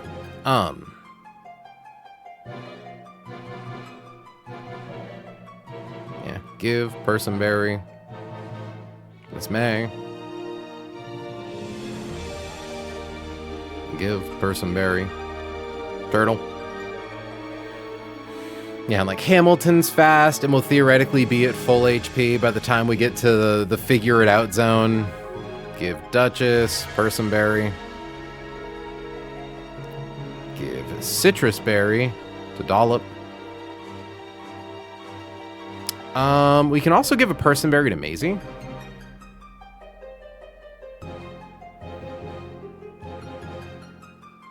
And then give the Muscle Band. Probably still in the box. I do actually need to bag all these. Just because once we go into the Gauntlet, we can't return to the PC. We aren't going into the Gauntlet right now, but we do want to make sure to bag all of our items before we go into the Gauntlet, so that way we don't be like, oh, all right, now I need to equip the Muscle Band. Where's the Muscle Band? And it's just sitting on one of our guys in the box. Okay.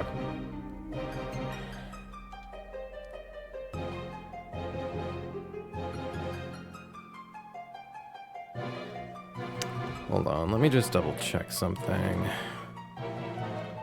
Pranks. Okay, good to know. Just making sure there's no like special prankster section of the AI thing. Scripting. Load recent script. Pre-damage. So we are pre-damaging slot number 2. 245.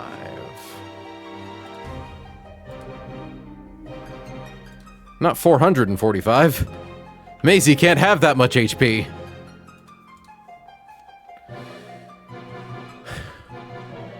Okay. This one's gonna be a little weird. This one is gonna be a little weird.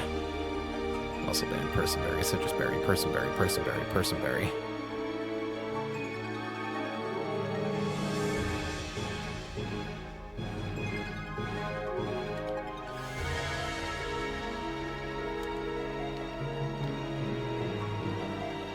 Alright, chat, we can do this.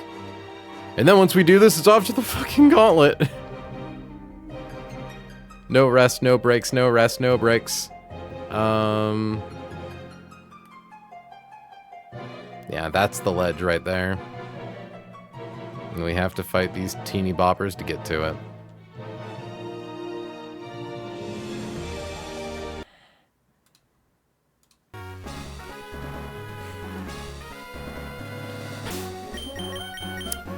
Arcanine, Maisie. Yeah, everyone's got their shit.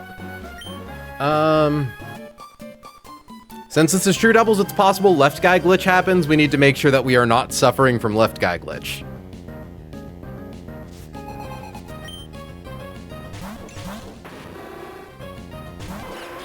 I am not seeing left guy. Okay. We are going to use Rock Slide. We are going to use Spiky Shield. Our preferred version of this is the one where Houndoom tries to KO Maisie with Foul Play. If it tries to use Burning Jealousy, that's fine. Hi, Will. Welcome to stream. So Maisie sets up Spiky Shield. Okay. Burning Jealousy's fine.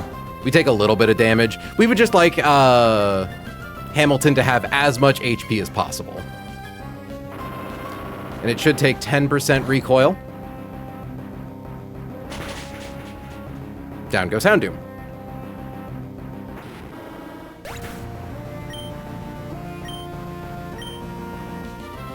Maisie protects itself. Klefki takes some recoil. Any damage we get on Klefki is really nice. In comes Pyroar. Pyroar here can go for a whole swath of moves. It could go for Retaliate, there is a like 1 in 1,000 chance that it goes for Hyper Voice. It is very likely to go for Burning Jealousy. It's basically a coin flip between Retaliate or Burning Jealousy into the Togedemaru slot. We are going to use Close Combat on it. Just making sure none of its hits can kill. Yeah, none of its moves can like even scratch Arcanine. We are going to swap Maisie to Steelix. The best case scenario here would be to see Pyroar use Retaliate into Steelix. Burning Jealousy is still fine. Unfortunate. Dollop is going to take a lot of damage. Okay, thankfully no crit. And now, by killing Pyroar,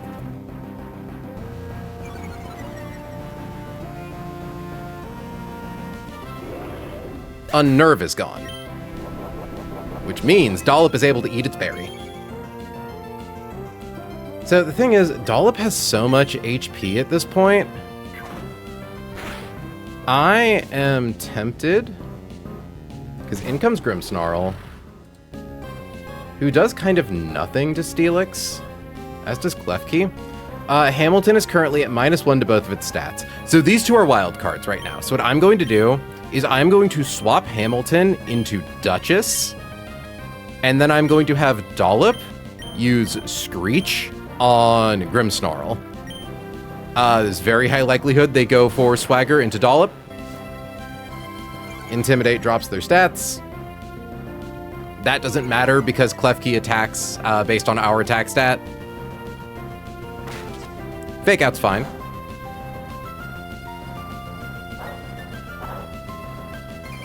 Okay, Swagger into the Dollop slot is fine.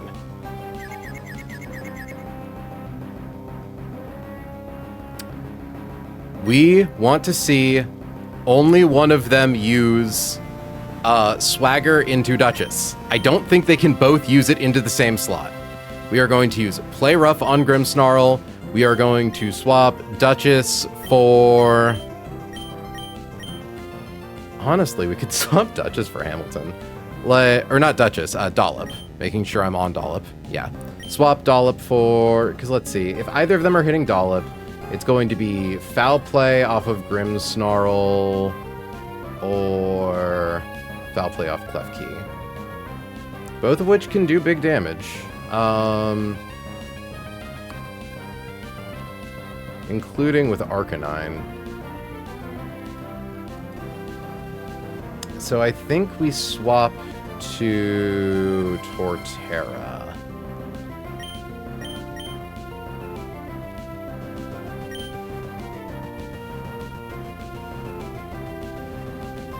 We want to see them attack Dollop's slot. If one of them attacks Turtle, like, we're so happy. Okay, that's on Granbull. However, we do have our Persimberry.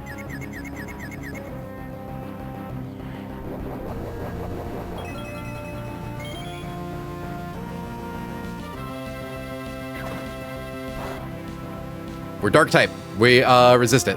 Okay. We're fine. Grimmsnarl's dead. There's only Klefki. Klefki only knows Swagger and Foul Play. We can now just kind of switch around. So we are going to swap. In fact, Duchess, I'm pretty sure you're probably against Klefki, like guaranteed. Actually, you are not guaranteed to get Foul Played. That's funny. And actually, Duchess isn't confused. But she could do a lot of recoil if she gets if she gets reconfused. So let's swap Duchess to Hamilton.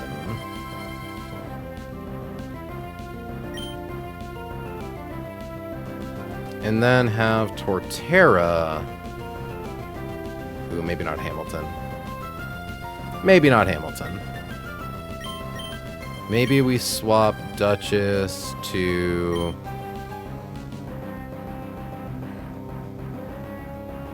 Do I want Dollop?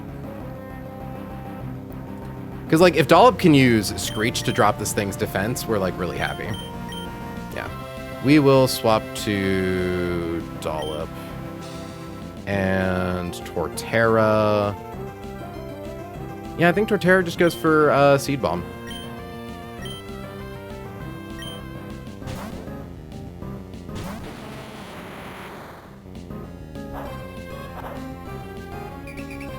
Okay. I think, Turtle, do you have a Person Berry still?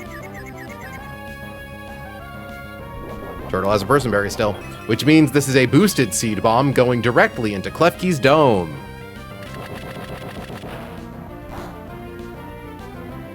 Okay. Hell, at this rate, we don't even need to use Screech. I think we just... Yeah, we just KO it with Stomping Tantrum. So we'll use that, and then we will swap Turtle into Miss May, who still has a Person Berry.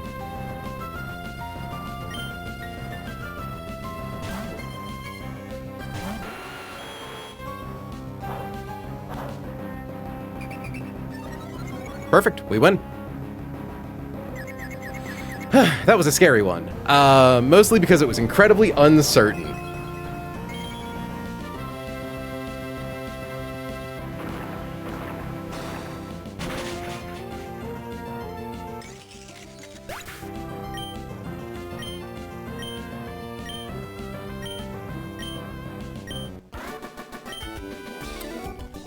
That being said, we're on to the Gauntlet.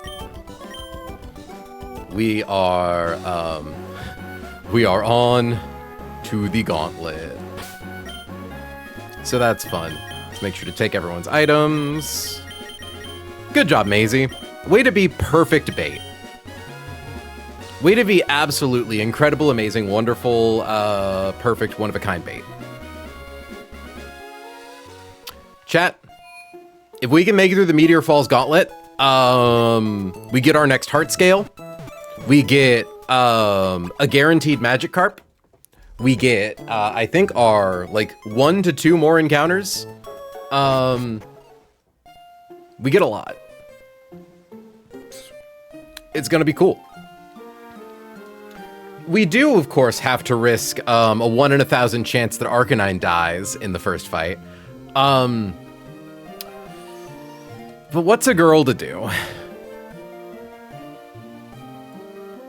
Yeah. Beware all who enter here, a gauntlet awaits ye, 7 battles from Steve to Hector. So, first up we have Muck. We need Steelix, we need Arcanine, we need Honchkrow. Then for the next guy, we in theory beat his entire team with just Roserade.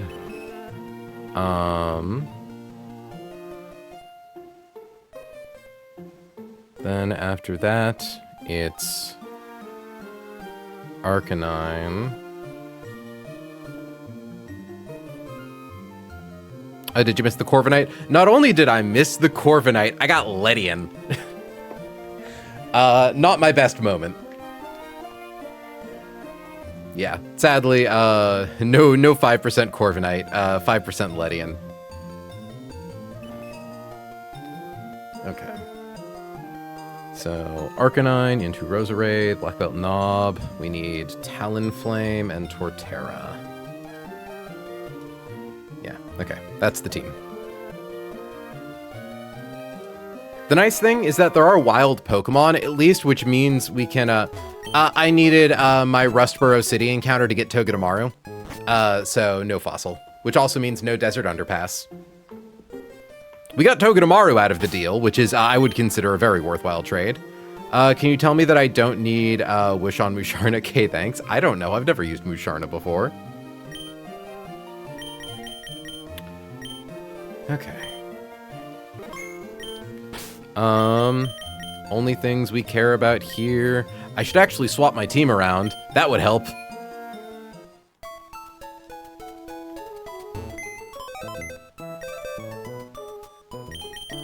So, we need Steelix. We need Arcanine. We need Honchkrow.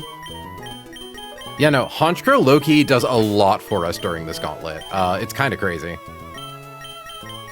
Roserade has a scary fight, so that's fun. Shock of all shocks, Talonflame does a lot for us here. Torterra.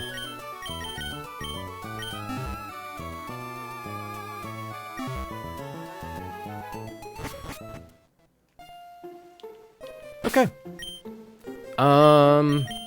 Pre-calced all this earlier. You're going to give Dollop a citrus berry. We are going to give Hamilton the hard stone. I believe Marguerite needs the black glasses. She honestly might not. Wow, Marguerite doesn't even need the black glasses. That's funny. That's fine, though. I guess we don't need to worry about equipping her with anything. I mean, like...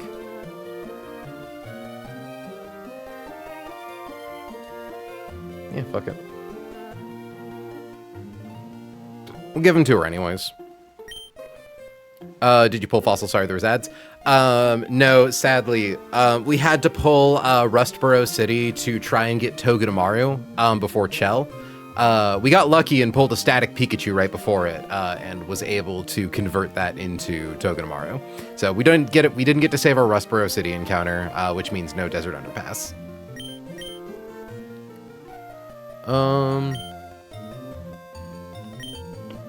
Yeah, so the things we kind of don't need to equip the rest of the party. This fight is guaranteed to only need 3 Pokemon. It is Dollop uses Screech twice, swap into Hamilton, one-hit KO Muck with Rock Slide.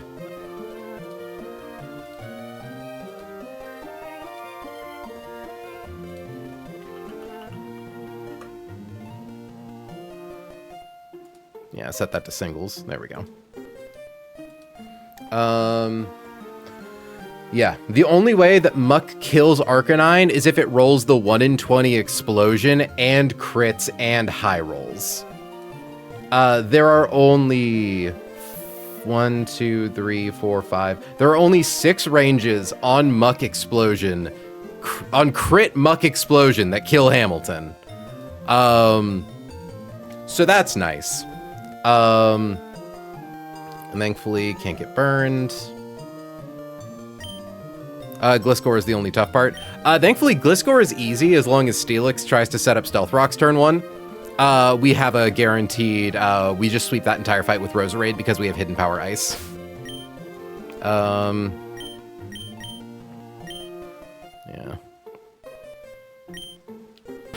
I guess we give the rest of our team Oran Berries for good luck.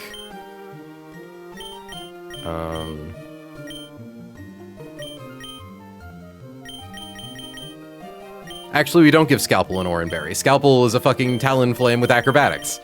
Do you mean Hidden Power Ice Beam? I do mean Hidden Power Ice Beam. Yeah, Jace, for context, we have had really good... like, I would say we've had really good encounter luck. We've had kind of a string of bad hits recently. But, like, our main curse is that we get Pokemon with really good IVs, except for their primary attacking stat. Does Rose dive to Noko? Oh, she guaranteed Okos. It's just a matter of if Steelix sets up Stealth Rocks turn 1, then it means that we can't leave in Roserade to handle the rest of the fight by itself because it needs to be at full HP to be able to take care of Sturdy Relicanth.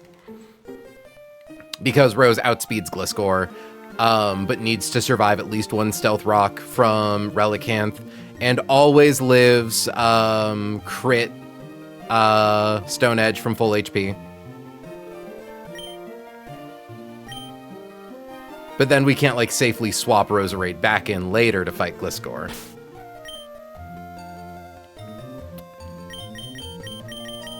Give Marguerite black glasses. Now let's do... I'm just going to check the box one last time to make sure we don't have any of our held items stuck there, and then, on to the Gauntlet. There is a very real chance we wipe. I think we have a really solid line through this, but sometimes shit just goes wrong. And there's only so much we can do to control that. So I will take a deep breath in, and a deep breath out, and accept all things that may be.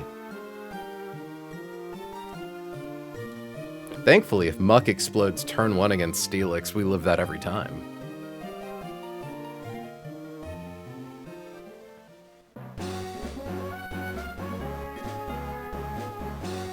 There goes my hero.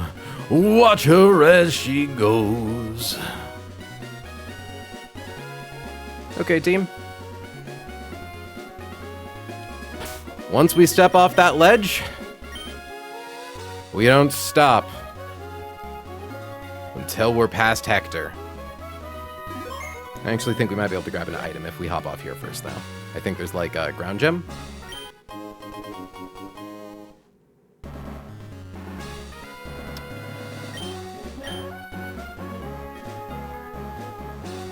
First trainer. Dollop. Citrus berry, hardstone, black glasses.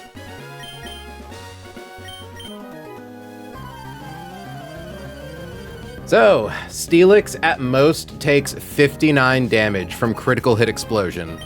Honestly, seeing it explode turn 1 would make life so much easier for us.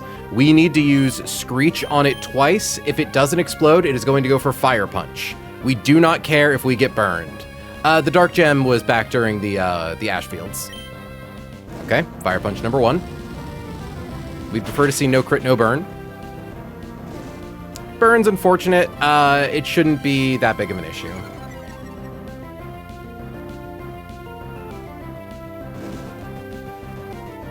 Chat. I'm sorry. I'm loading back up. I completely forgot to buy items. We are doing that. I'm calling Takesies Backsies. I'm calling Takesies Backsies on that one. That's my one. You didn't see that. That's my one. You didn't see that. Trust me, getting burned by Muck does not affect the RNG in any way that matters. We were always built to be able to survive that thing. Yeah, I just realized, like, oh shit, right? We need like healing items and stuff.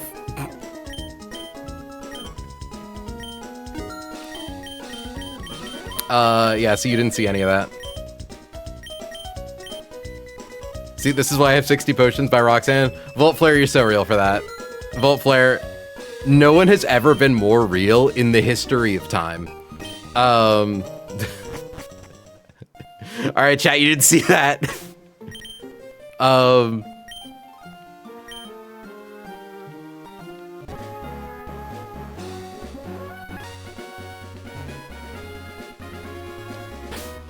Once we step off this ledge, there's no going back. For real this time.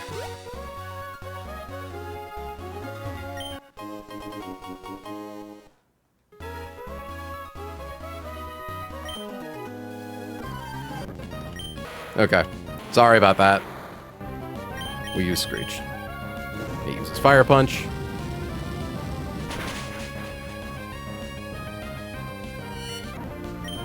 We use Screech. He uses Fire Punch.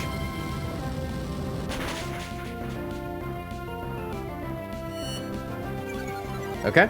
It is at -4 defense. It dies to a Rock Slide from Arcanine. We don't want to see it explode. Even if it explodes, it only kills Arcanine on a high roll crit.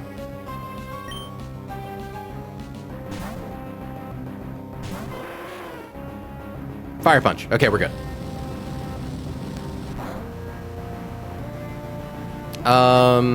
We outspeed kill with Rock Slide. And the nice thing is that the Poltegeist that comes out after this guy is really scary.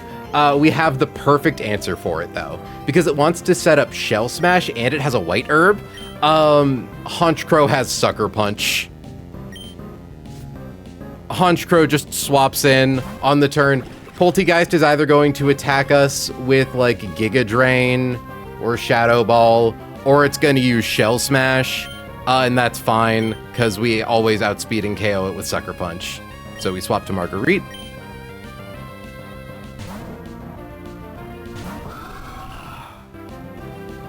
Goes for Shell Smash.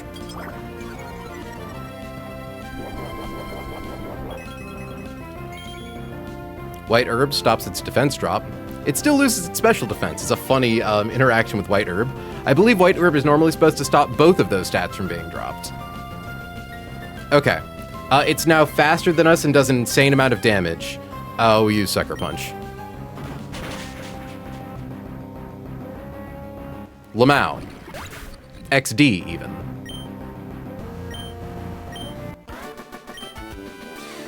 Okay. Steve down.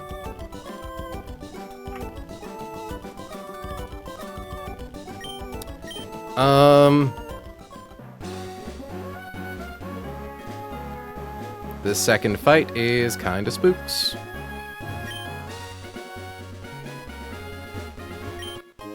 Max revive, that's funny. Keep Crow alive, Sucker Punch, it's so good to have. Yeah, no, I also have Sucker Punch on Zoroark, but I didn't realize just how useful this damn Crow was going to be. Marguerite does so many fights for us. Oh, there we go. Lol, said Marguerite. Lamau. Okay.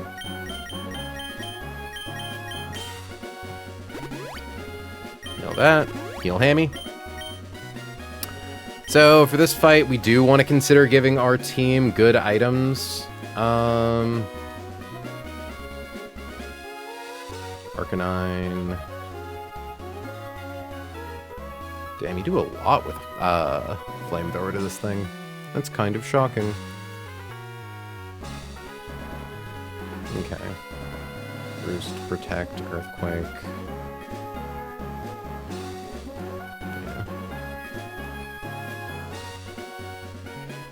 Not really anything we do to this dork with regular Pokemon and stuff.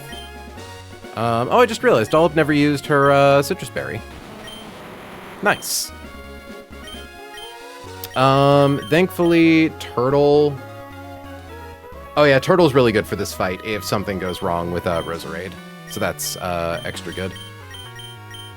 So for one thing, we put Roserade in the front. We give Roserade the Miracle Seed.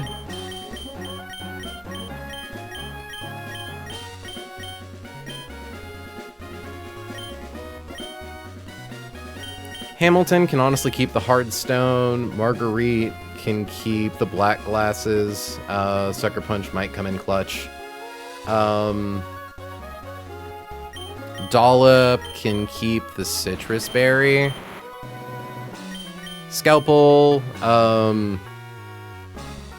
Scalpel loses a half of its max HP whenever it switches in, if Stealth Rocks are up. Like...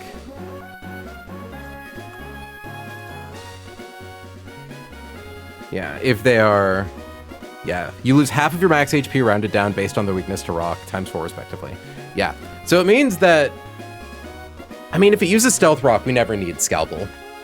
So we don't want to equip Scalpel with anything. Well... Anything that Scalpel can hit, it does the most damage to with Flare Blitz.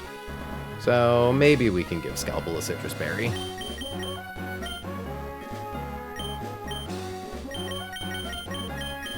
Because it's never using acrobatics in this fight. And then Turtle, we can also probably just give a Citrus. We give it a... Oh wait, no, we already have Miracle Seed on Roserade, so yeah.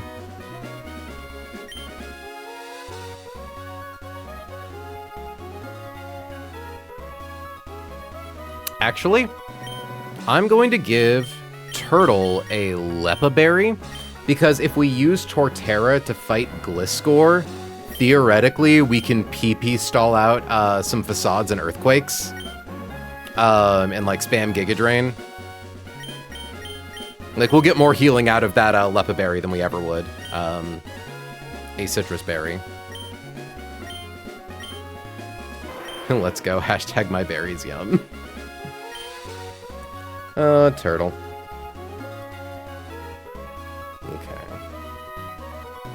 Flamethrower. Maybe we give Hamilton Wise Glasses, actually.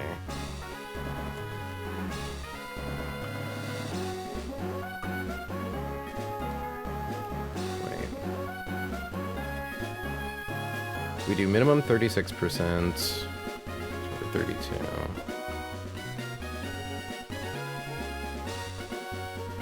Where's the frickin' wise glasses? Yeah. Fuck it. That is our way to do damage here.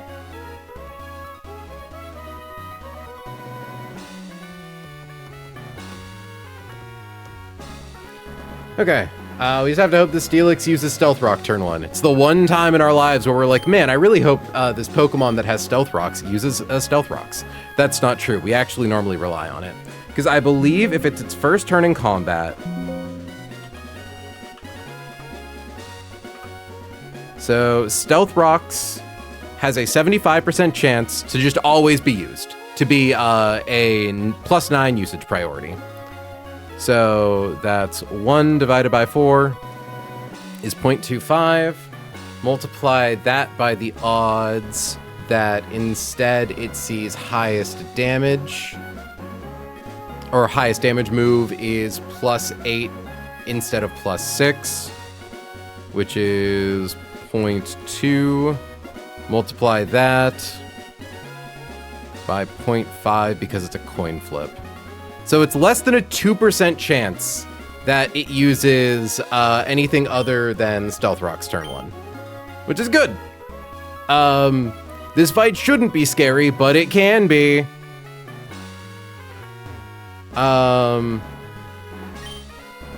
More than 90% if it doesn't see kill. Because the highest priority, highest damage move can have is +8, and the lowest priority Stealth Rocks can have is +8. Turn 1, and that's assuming it doesn't get the 75% chance to be a +9 to be used.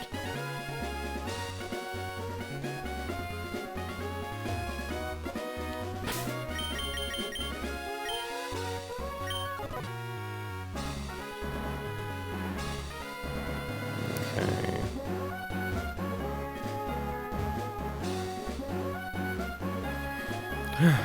Let me just double check that we have the only Pokemon we need to, like, double check for. Roserade with Miracle Seed. That's right. Miracle Berry, Miracle Seed.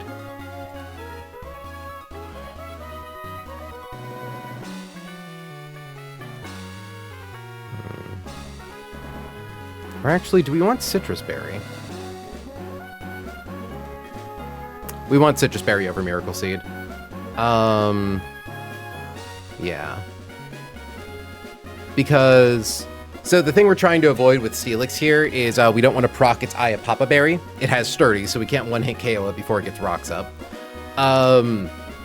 Magical Leaf does lowest roll is 61%, highest roll is 73%. Ayapapa Berry only procs at 25% max HP or lower. If we're proccing Ayapapa Berry with a Magical Leaf, though, that means we crit, which means we're doing enough damage to then KO after Ayapapa.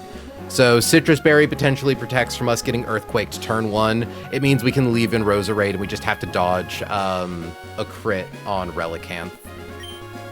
So... let me just make sure.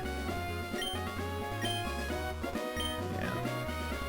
Against Relicanth, Magical Leaf does 200% damage, but it has Sturdy. And then Hidden Power Ice, we outspeed Gliscor and kill it. Okay, yeah. Citrus Berry's the way to go here.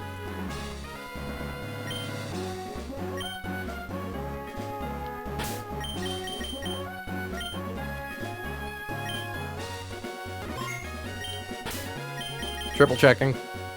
Sorry, I keep checking and checking and checking. I gotta make sure. Okay. If he uses Stealth Rocks turn 1, this fight is free.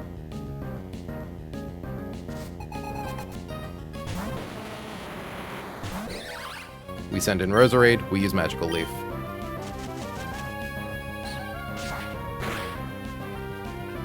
Stealth Rocks, we win. Cool.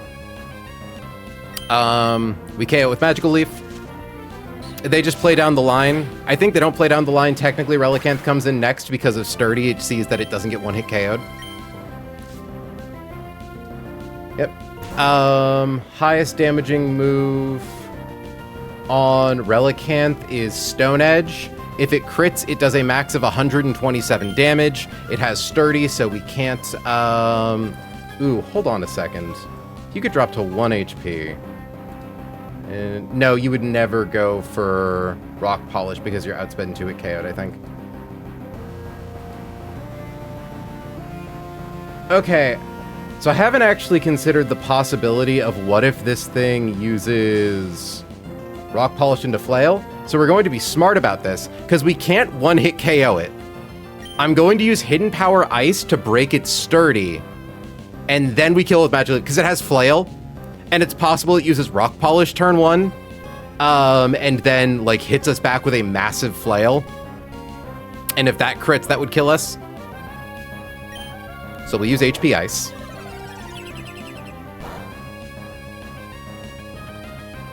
Used rock polish. Okay, I'm glad I thought of that. Assuming it took the highest non-crit damage there, which is 35. That would bring 45, 140. Yeah, flail does 10% damage. Now it's going to go for Stone Edge. It does outspeed us. It's fine. We always live Stone Edge.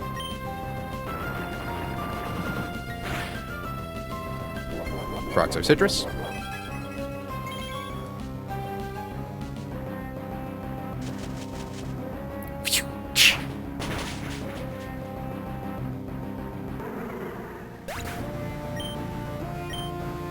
Lastly, in comes Gliscor. Gliscor has Protect, Roost, Facade, Earthquake.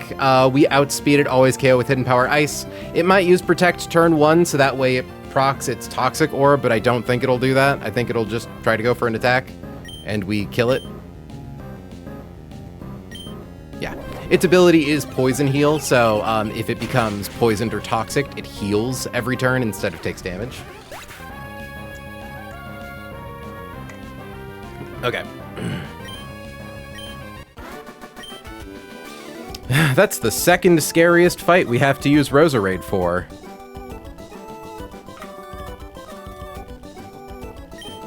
Honestly, it's entirely possible we actually didn't need to go back to buy items, now that I think about it. Just with, like, our amount of healing berries and the items that we currently had on our person. Can heal that with a super potion.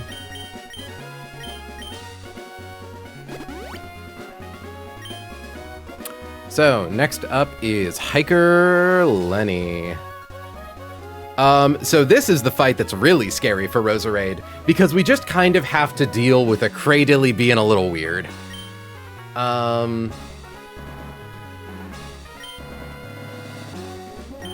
In this fight, I believe we give Roserade, the Nevermelt Ice, which is fun.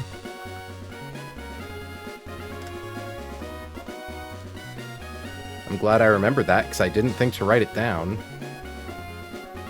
So, thankfully, we are able to bring Torterra, or we were able to bring Torterra, so that does make Cradily a lot less scary. It's still a little spooks. It's just, this Cradily is really bulky. It has Cosmic Power, Rest, Ancient Power, Earth Power. It can just, like, its stats can scale up really high if you get unlucky in the wrong places. So we actually have a very funny way to bait in Cradily second, though. Hold on, Bounce, Dragon Dance, Earthquake.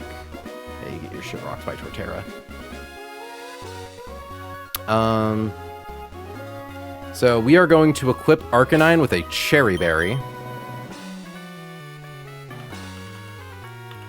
So we are trying to guarantee that Cradily sees a KO on Arcanine with Earth Power after we finish fighting Ferrothorn. And we have two ways of making that happen. There is also an unfortunate world where we get crit by Gyro Ball turn 1, and then that only makes the line a little less consistent. So, Hamilton. We are going to give Rose the Nevermelt Ice.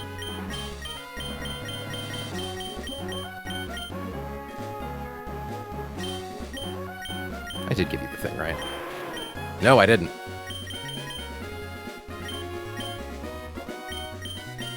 Sometimes it pays off to octuple check your Pokemon. Okay. Marguerite, what do we want you to have in case of emergency? I think still black glasses.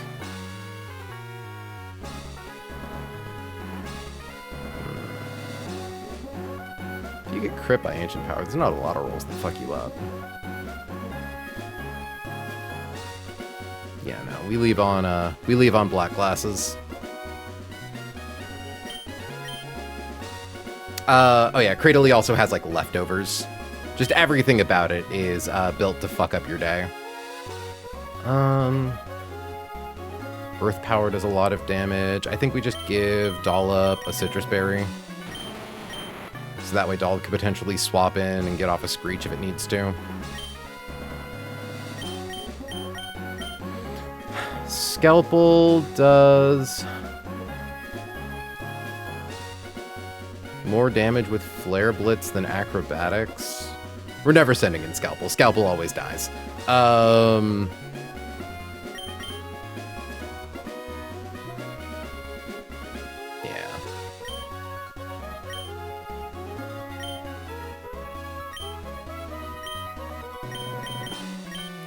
And then Torterra.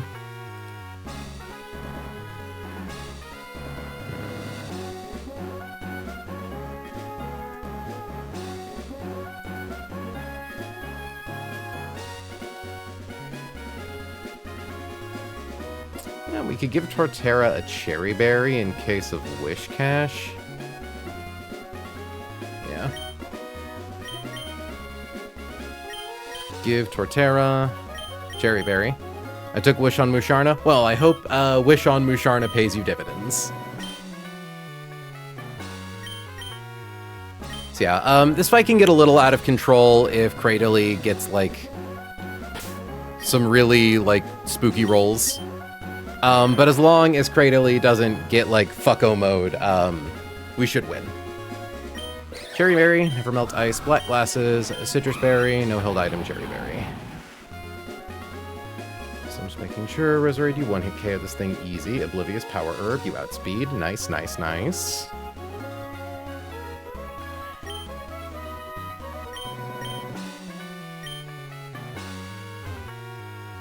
I think it's a case of things get weird if Cradily gets off an Ancient Power boost. Is like the thing that could make life strange.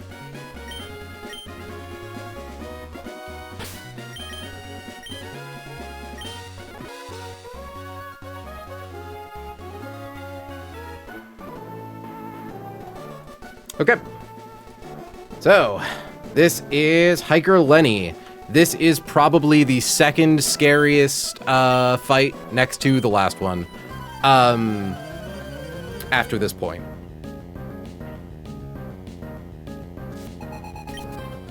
So, Lenny has a Ferrothorn. Ferrothorn has an Oka Berry, which means it's not getting one-hit KO'd by Flamethrower. What we are going to do... So, Ferrothorn here has Thunder Wave. It also has Power Whip, Gyro Ball, and Knockoff. It does 53% damage with Gyro Ball on a high roll. It is either going to attack us turn 1 or go for Thunder Wave. It is much more likely to go for Thunder Wave. We are going to use Flamethrower turn 1. We would prefer to see it go for Thunder Wave.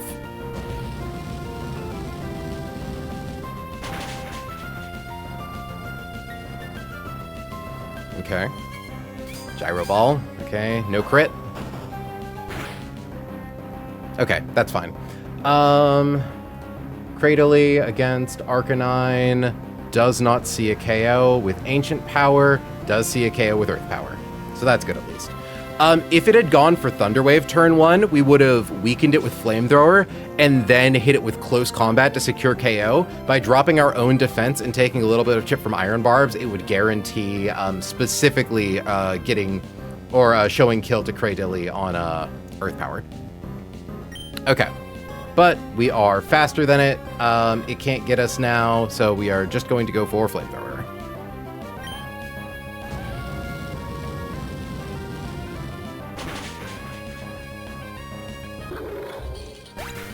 Alright, we outspeed both Cradilly and Wishcash. Both of them see KOs on Arcanine, so it should be Cradilly in next. Good. Cradilly is going to go for Earth Power. If Cradilly drops Roserade's special defense with Earth Power, it could get a little weird. Only a little, though. We are going to swap to Roserade. She is going to take at max 22.3% without crit.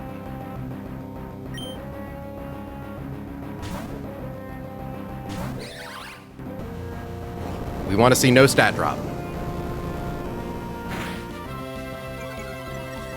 Okay. That's a little scary. High roll Earth Power is still 33%. We 2-hit KO with Hidden Power Ice. It could go for Ancient Power. If it goes for Ancient Power and gets the Omni Boost, things get scary. Earth Power, I think we're fine. I think we'll always live crit here. I just heard the Twitch jingle. Thank you very much for the follow, Blake661023. Okay. We are fine now. We kill with Hidden Power Ice. Hope you're enjoying the stream. All right, nice. And then in comes Wishcash, who we just 1-hit KO with Magical Leaf. Yeah, it has Earthquake, Aqua Tail, Bounce, Dragon Dance. None of those Let It Go before us. It has 90 speed. We have 118.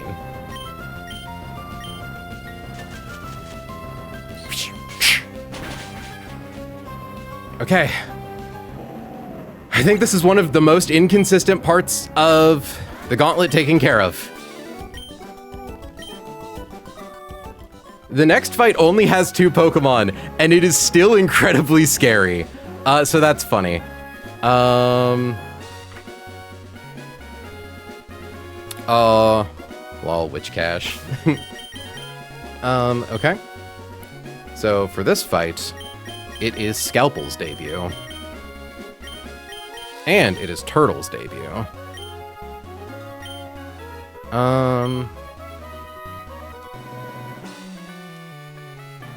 I believe we never need to worry about what... Oh, that's right. We want Miracle Seed on Turtle. I can't believe I didn't write that down. Here. Taking everyone's items so that way I make sure I distribute them properly.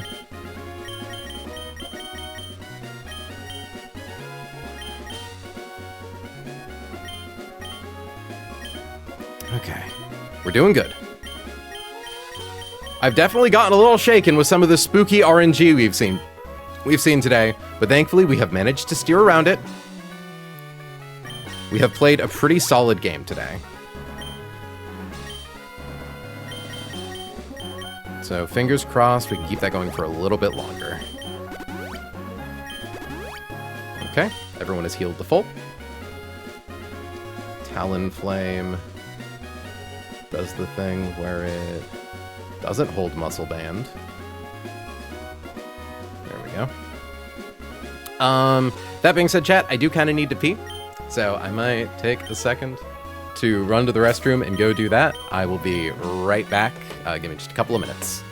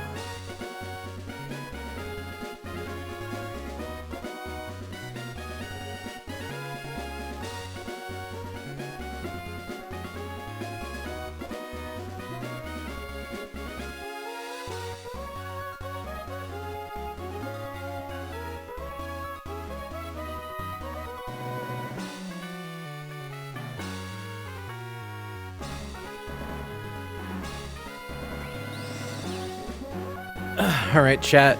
Viewer beware, you're in for a be scare. Because this next fight has a spooky bear in it. Bum bum ba dum dum dum de dum de dum, you know? You know how it is.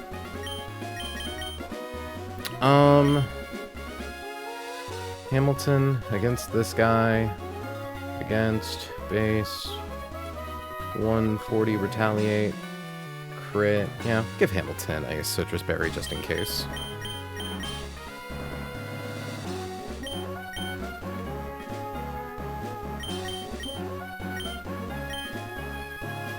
Yeah. Okay. So we are going to give Hamilton a citrus berry. Oh wait, we don't even need Hamilton for... Oh, that's so funny. Still gonna give Steelix a citrus berry. Like, this is a spooky part of the game. We're just kind of giving all of our, like, Pokemon that we shouldn't need for the fight, but if it comes down to it, here you go. Citrus berries. Okay. Yeah, this plan originally involved having a pivot to Arcanine that we no longer need. We can use pivot to Steelix.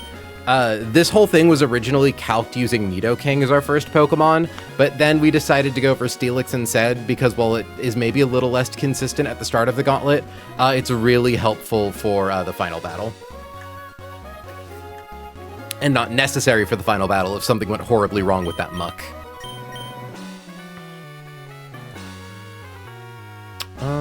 Fluffy, citrus berry, healthy,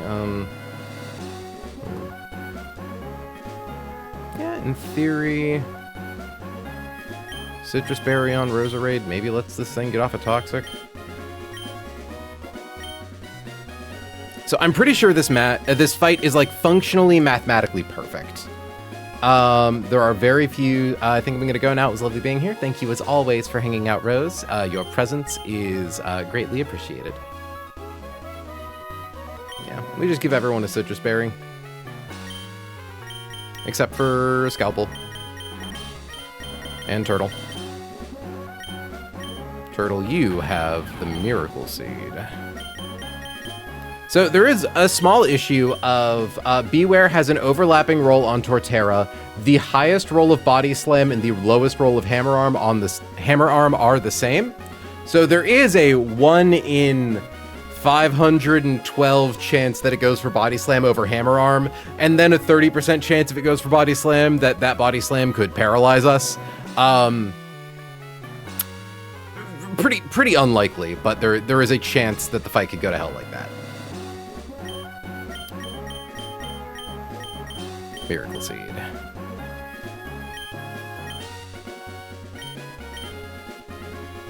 The nice thing is, how much damage do you take from Talonflame? It's insane how bulky this thing is. Suspiciously seed-shaped miracle in my mouth. I would do the thing where I'm like, drop it, but no, actually keep it there. It's very useful. It will be your friend. All right, we've made it inside the falls. Make sure repellent is activated.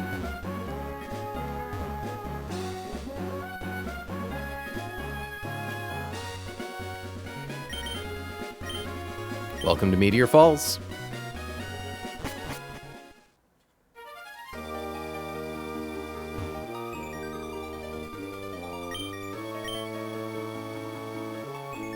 Ooh, item. Okay, all right, if we get out of here, that'll be really nice.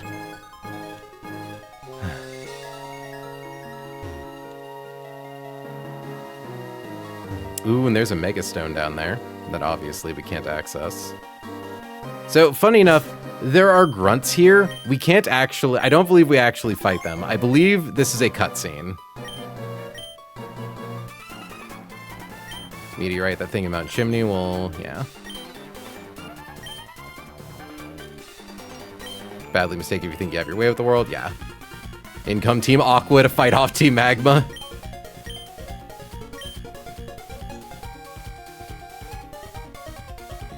Yeah, so we don't gotta fight any of these goons. The nice thing is, I'm also pretty sure once we get through Meteor Falls, we will have most of our type boosting held items.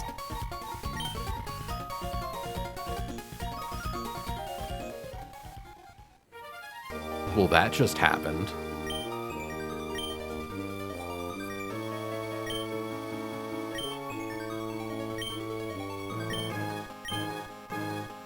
So the thing is, honestly, we could also just fish for our Magikarp encounter right now. I kind of want to save it for later.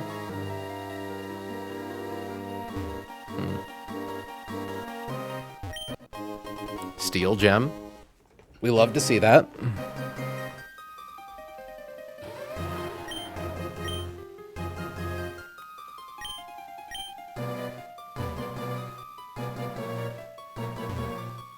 Don't mind me being super duper careful about where I walk.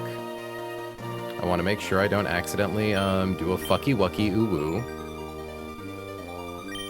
Also, I want to item finder scan to see if there's anything here.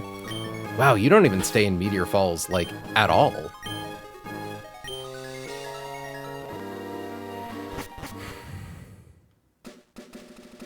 All right, that's Black Belt Knob.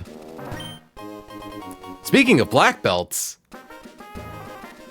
oh, that could actually, that might factor into some fights later. Hold on now. Nah, you still take more damage from Flamethrower. And also, yeah, Hammer Arm. Okay. I think maybe actually instead of cherry, or instead of a citrus berry, I want to give Arcanine the black glasses.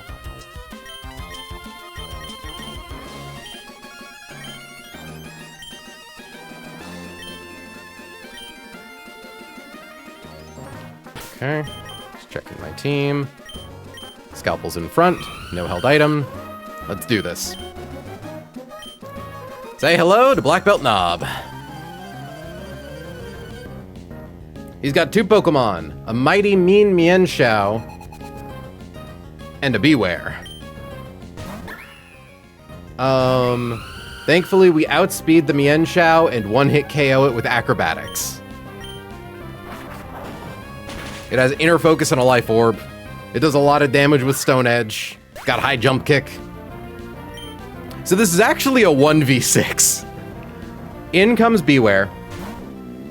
Beware currently sees that it has damage boosted Retaliate. I believe Beware always goes for Retaliate here. Maybe it could go for Counter, but I'm pretty sure it's always Retaliate. We are going to swap to Dollop, who takes at most 20% from a non-crit boosted Retaliate.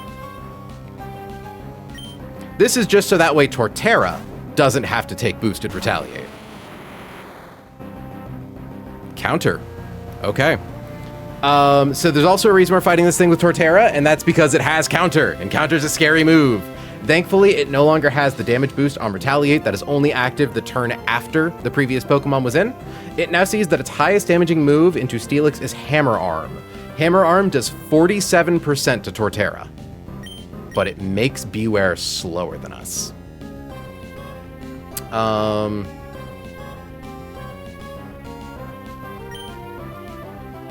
did the math right on this, yeah? Oh, maybe I was supposed to give Torterra Citrus Berry. Oh, that makes this a little spooky. Only a smidge, though. I think we're still fine. The other nice thing is if it decides to go for Counter, like any turn it goes for Counter is a free turn for us. Case in point. Okay, cool. We are now just going to sit here using Giga Drain. Obviously, Giga Drain cannot be countered. It is a special type move. Why are we already faster than Beware? Why is Beware only using Counter? Oh, we were faster than it because it used Counter. Yeah. Okay, there we go. It's used Hammer Arm. Hammer Arm drops its speed by 1 stage. After a single speed drop, it is now slower than us. It has a Citrus Berry. That will heal it.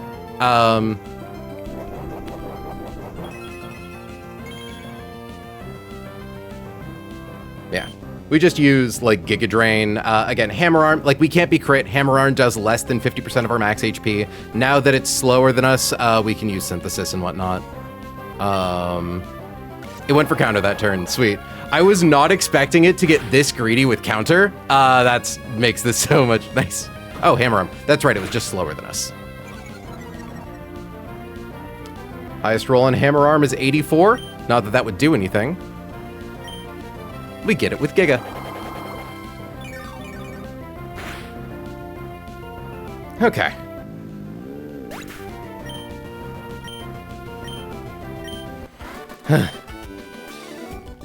That fight was a smidge scary.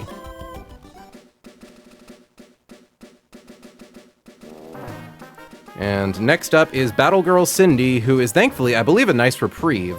I think she's actually, like, really easy. Oh, Hannah, you just got here. We got turn 1 exploded on by the Iron Ball Bronzong, so no Iron Ball for us.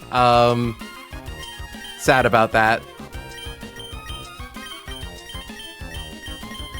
Yeah, we didn't lose anything, thankfully. We opened with Grand Bull and got off Intimidate and Charm. It made us have to steer that fight like crazy, but we did live, thankfully. So, like, that's nice.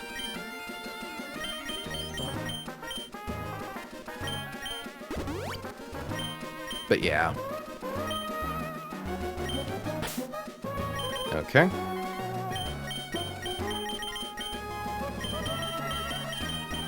Take everyone's items. I think the only thing that's scary now is the final fight in the Gauntlet. Did I give Hamilton the black glasses? By accident? I meant to give him the wise glasses. That might be the most evil thing Dexa did in this game, genuinely. Explode, Bronzong, yeah. It was a 1 in 40. We lost the roll.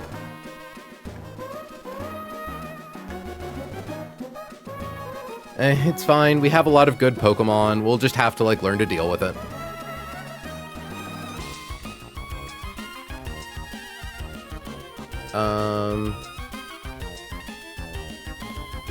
Like, again, I'm just glad the only thing we lost in that fight was the Iron Ball. Okay. Grapple locked into Haunch Crow.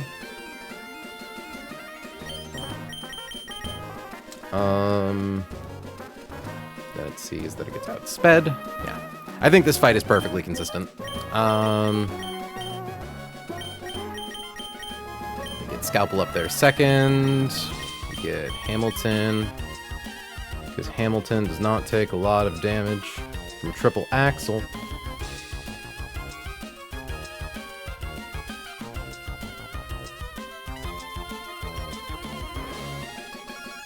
Because, yeah, this Breloom...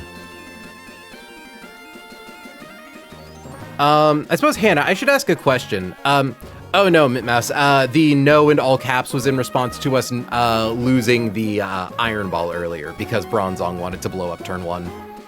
It hit us with the fucking Taco Bell dong! But Hannah, question.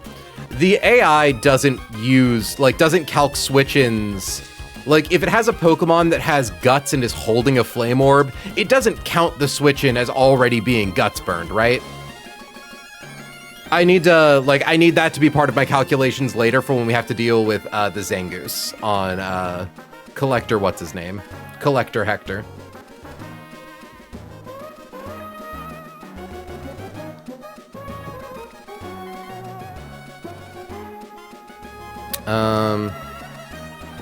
Yeah, I think we can just, like, give Marguerite, like, a freaking... It doesn't know. That's a discrepancy between calc and the in-game behavior. Okay. The Mons don't have Guts boost for swap. Okay, yeah. I figured it's the same rule of thumb as, like, Pokemon not being Mega Evolved. I wanted to make absolutely certain, though. So, cool. Yeah. We will give... Let's give Marguerite an Oranberry for good luck.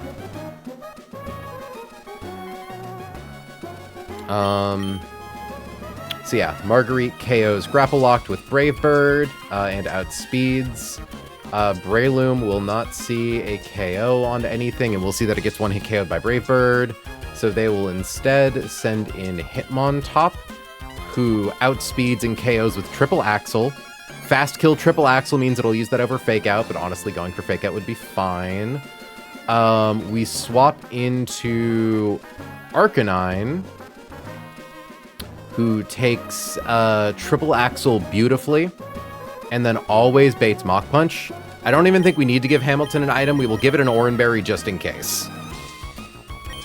So baits Mach Punch into Talonflame. Talonflame takes no damage from Mach Punch, basically. It'll then go for Bullet Punch. Talonflame, do you not one-hit KO? Oh, it has a Life Orb, that's right. Yeah, so Life Orb will chip away at its HP. Talonflame does 91% with Acrobatics. It takes 10% recoil every time it uses an attack with Life Orb. I super respect the optimism here because that's how it should be, but I do have to stress how unfortunate Velocity is. The Iron Ball is genuinely top to bottom of the game. Trust me, I know I'm trying not to think about it. I'm trying to, like, we got Ledian instead of Corviknight or Cutiefly. We lost the Iron Ball, but damn it, I haven't lost a Pokemon since Norman, or since Cycling Road Rival. I'm trying to keep positivity. I'm trying to, like, I have to appreciate the things that I haven't lost. You know, because that's the only way I'm going to keep my mental well enough to, like, be able to play through this game. Scalpel holds nothing. Nothing on Breloom is able to stop it from getting KO'd by Talonflame. Yeah. And we'll give everyone else an emotional support Oranberry. Oh yeah, the actual Amon quality of this box is still really good, and there's tons of encounters coming up in close succession. Exactly, it's like, and we're about to get our next heart scale, and if we can make it past Roxanne, we're about to get our next 4 heart scales. Like, this run has a lot going for it. Like, some people, again, I think about the Peachal video. I think about getting screwed by Analytic, losing Crocodile, getting the double crit Fire Punch off of Muck. Like, sometimes life just don't work for you. Dexa giveth, Dexa taketh away. And you just have to figure out how to play with the cards you're dealt. And I am very grateful of the cards I have been dealt. I was not super into Murkrow when I first got it. I'm really glad it didn't die to fucking Veto, because Honchkrow was doing so much for us. Okay. This is Battle Girl Cindy, fight number 5.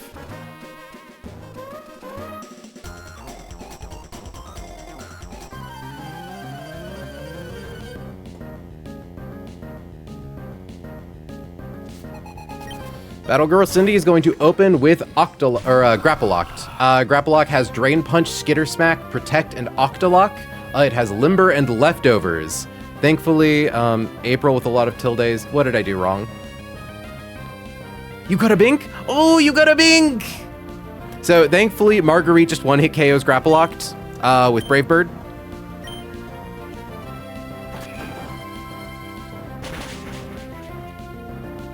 And should then always bait in Hitmontop, who sees a fast KO with Triple Axle. Good. Notably, it only sees KO with Triple Axle. We are going to swap to Hamilton, who does not take a lot of damage from Triple Axle.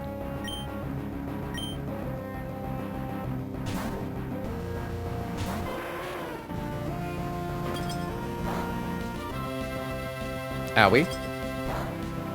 Owie. Owie. And then it loses 10% of its max HP to Life Orb. It now sees that its highest damage move against us is Mach Punch. We are going to swap to Talonflame.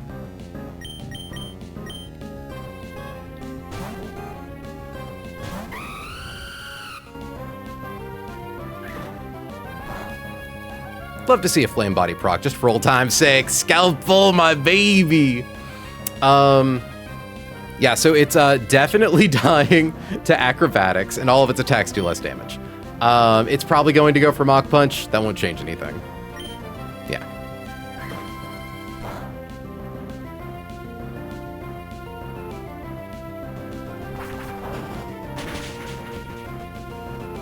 Next comes Poison Heal Breloom with Facade. It has Protect and Bulk Up.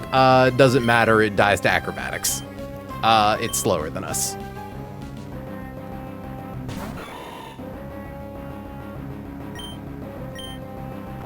Sucker Punch on an insanely high attack just hits a lot of important ranges. Yeah, no, it's also on, like, Zoroark, but really you can't switch Zoroark into anything that isn't a psychic move.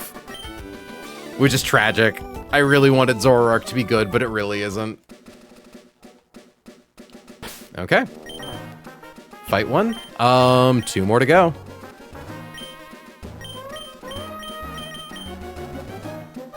These super potions. Yeah, no, it's like, I just gotta keep my mental good. We've had a lot of blessings this run, so I just need to be grateful for them.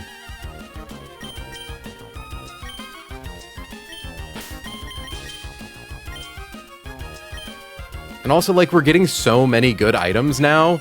We finally got the fucking black belt. Getting the black belt on this team is so good for us. Fucking Kethri can finally have Iron Fist boosted, Black Belt boosted, Sky Uppercut, and Mach Punch.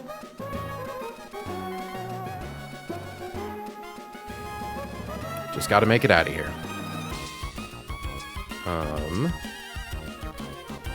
I do believe, though...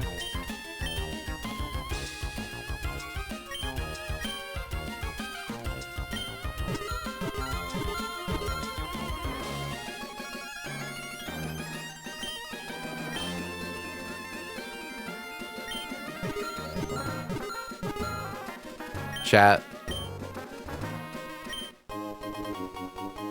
It's been a long time without you, my friend. But I'll tell you all about it now that I see you again. We've come a long way since Watson's gym. But I'll tell you all about it, 'cause I've seen you again.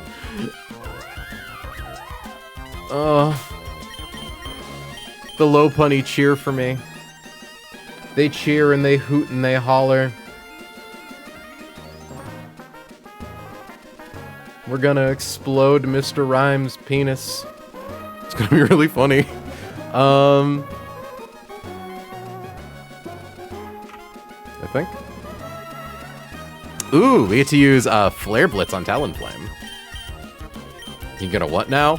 I'm gonna explode Mr. Rhymes' penis. I don't understand what was hard to understand there.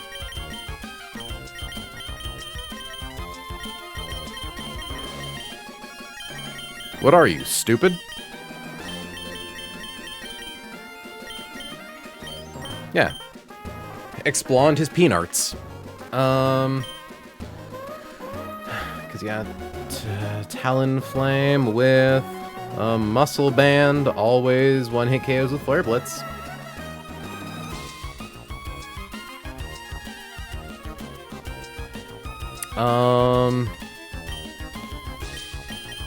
And then I think we just do Black Glass's Haunch.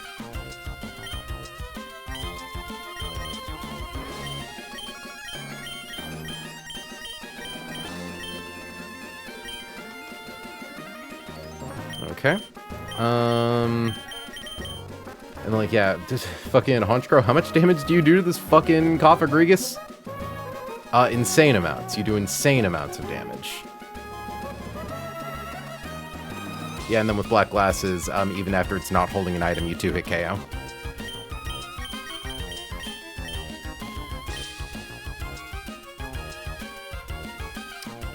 Good, good. We only run into an issue here if we get fucking double crit.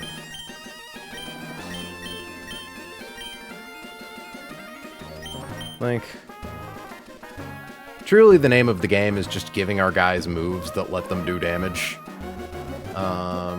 Probably not you. You, however. Yeah, Miracle Seed on Roserade does a lot. Again, this should be a 2 Pokemon fight, but there's a chance that the RNG gets a little fucky on Cophagrigus. On Cophagrigus. Cophgregorius.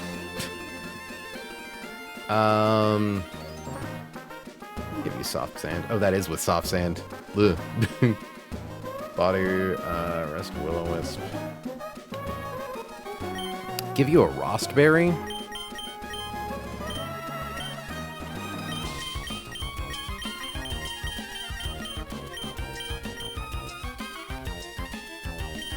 And then Dollop. Also give you a Rostberry. Like, the nice thing about Dollop is really just, like, if a fight goes off the rails, you can just kind of say, all right, I swap in Dollop, I use Screech. Okay, I just got to figure out how to hit this thing now. Oh, and Hamilton. Yeah, I can give you, like, a Citrus Berry. This is a fight where Hamilton does virtually nothing.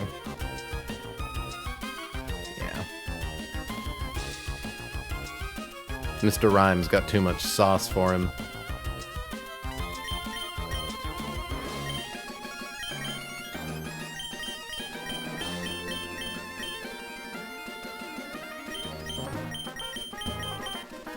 Okay.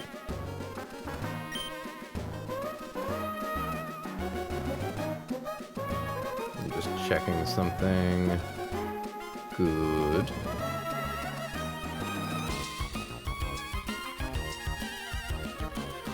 Okay, so we have Talonflame with Muscle Band, Black Glasses on Honchcrow, Rostberry on Steelix, Miracle Seed on Roserade, Rostberry on Torterra, Citrus Berry on Arcanine.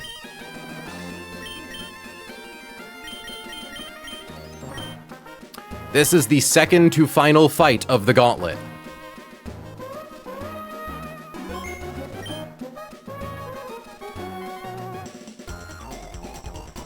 Say hello to Psychic Marlene. And Mr. Rhymes straight up exploding it, and by it, let's just say his peanuts. Look at that jolly fellow. Yeah, so it has Thunderwave, Teeter Dance, it has Screen Cleaner on Lumberry, Ice Beam, Psyshock, Scalpel, cast Explode as Balls with Flare Blitz. A bonk. He's even wearing pants for protection. They weren't enough. I cast Penis Detonation Ray. I feel like that did more damage than it was supposed to me. That wasn't 27% recoil.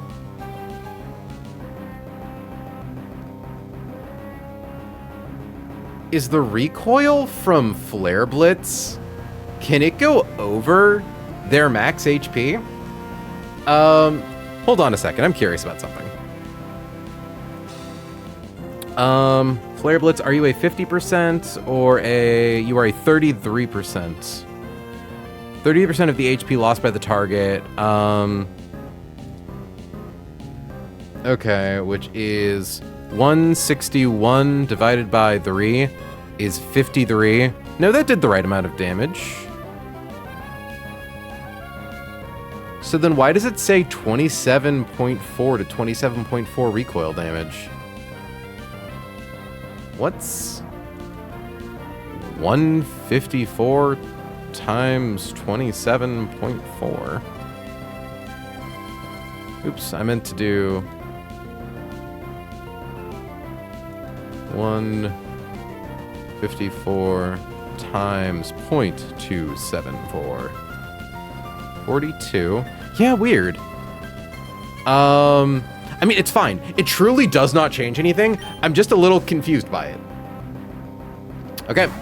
Out comes Coffagregus. Coffagregus has Leftovers and Mummy. It has Hex and Body Press and Rest and Will-O-Wisp. We are a fire type and thus cannot be burned by Will-O-Wisp, so it is going to go for Hex, the highest damage move against us. Thankfully, Marguerite does not take a lot of damage from Hex. We are going to swap to Marguerite.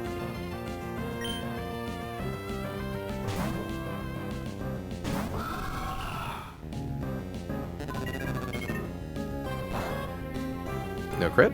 Okay. I believe we get it now. Black Glasses boosted knockoff does 79.7%. And it gets rid of its leftovers. It's going to go for Body Press that does, at most, 136 damage if it crits.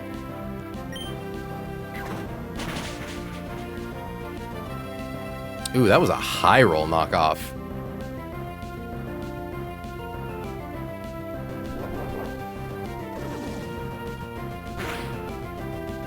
And now we outspeed it and KO with another knockoff.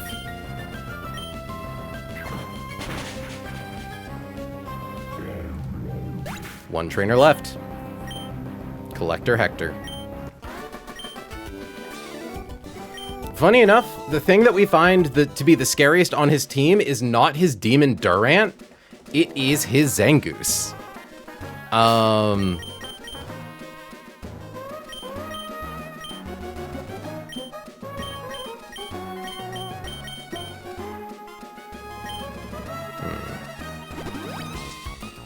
Both of them are demons for sure, yeah.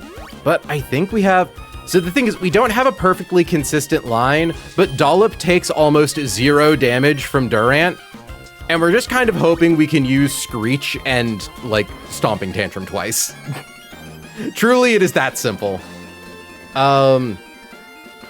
Okay.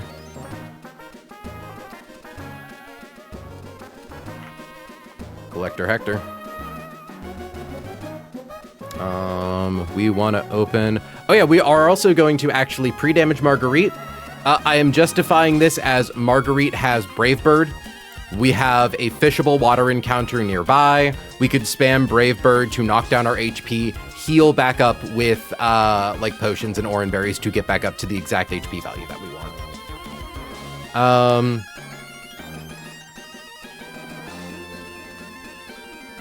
You know, I mean, it's fine if Durant misses. Like, if Durant misses, that's strictly upside for us. But yeah, against Heatmore, I believe we just beat it with Hardstone Arcanine. Export. Import. We want Soft Sand on Steelix. Export, import. Because against Durant, at -2 defense... Ooh, actually, we don't need Soft Sand. Never mind, we want Citrus Berry. Yeah, because we would need to min-roll Soft Sand Stomping Tantrum twice, I think, to not KO. Yeah. I would prefer Citrus Berry for the additional survivability against Durant. The only way that I think Durant, like, things get hellish with Durant is if it gets infinite flinches on Steelix with Iron Head, and if that happens, we get a free swap to Talonflame that can then outspeed and KO it with Flare Blitz. Okay. Oop.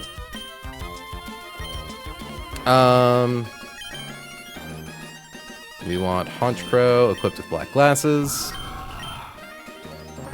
We want Talonflame equipped with the Muscle Band.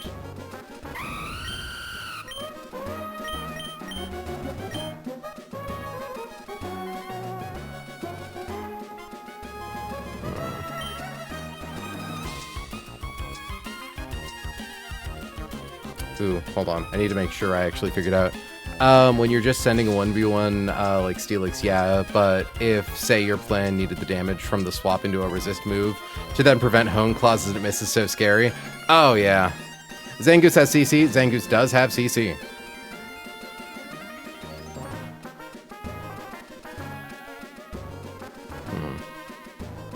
Yeah, that's right, because Talonflame is going to be at full HP. Zangoose close combat into Talonflame off of Steelix. Talonflames... Oh, hold on. Yeah, because a healthy Zangoose is basically always going for close combat into Steelix. At which point, we can swap to Talonflame, take the close combat, its defense gets dropped by 1, Muscle Band, Flare Blitz KOs. Yeah. What are our alternative options? Ooh, actually, I just realized Venoshock does insane damage to Zangoose. Shame it's faster than us, but like,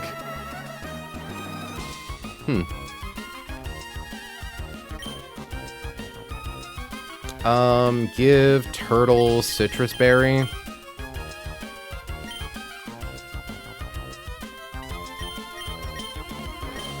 God, you're probably already holding Citrus Berry, aren't you? No, you're holding a Roskberry. Getting the Fraud Body proc to prevent Toxic Boost would also be very funny. That would be hilarious. That would be the ultimate Talonflame moment.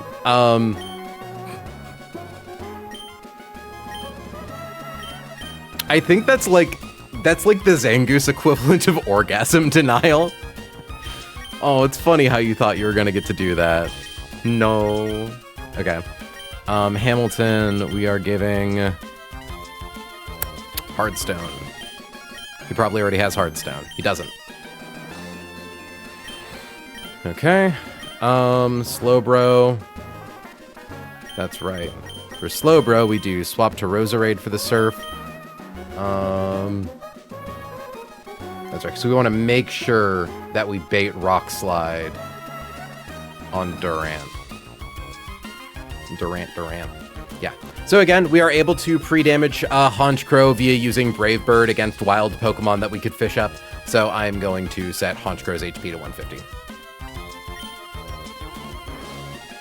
Tools, scripting,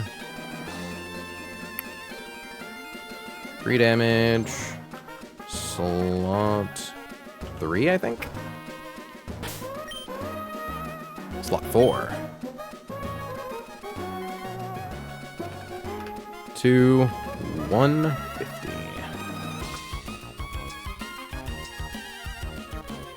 Okay. Set to 150.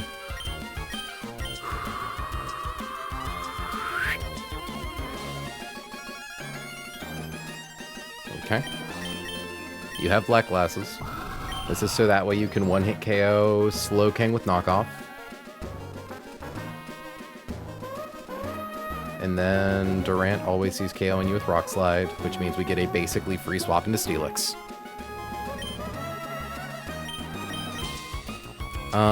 Roserade kind of doesn't matter what we give it. Because Roserade gets hit by Surf on Slowking. Slowking will never Toxic Roserade because Roserade is a poison type. It will always go for Psychic, because Psychic does the most damage.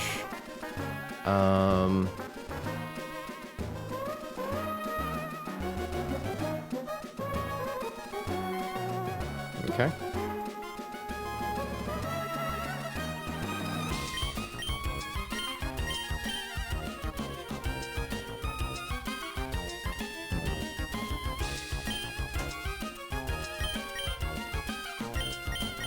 Yeah, so I think we just give Roserade a Citrus Berry in case something goes weird.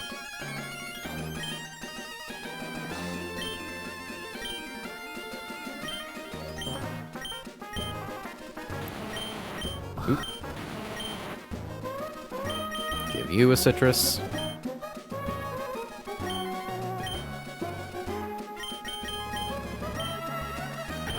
We want you to have a Citrus. And Scalpel should still have the Muscle Band. Yeah, no, we've been a little greedy with our citruses because we've been quite conservative up to this point and haven't had to spend a crazy amount of them. So we're using them for just, like, consistency. It's, like, in case of Steer, Break Glass, Munchberry.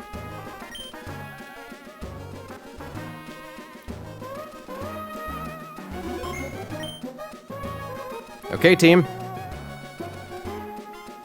This is the last fight of the Meteor Falls Gauntlet. Let's do it. He has 4 Pokemon: Heatran, Durant, Slowking, Zangoose.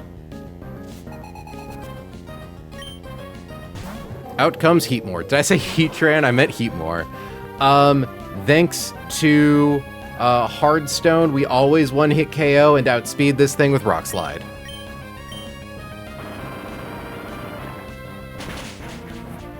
Because we are at full HP, we should always then bait in Slowking because Zangoose does not see that it has the boosted damage for close combat. So Slowking sees a one-hit KO with Surf.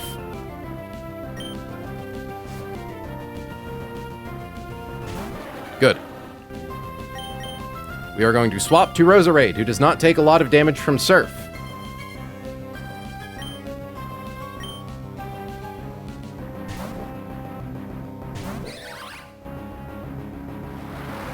It will not Toxic Roserade because we are a Poison type. It has Slack Off, which is a healing move. It will not use that at full HP. Surf does not do a lot of damage. Psychic does a lot of damage. We are going to swap to Marguerite, who takes no damage from Psychic.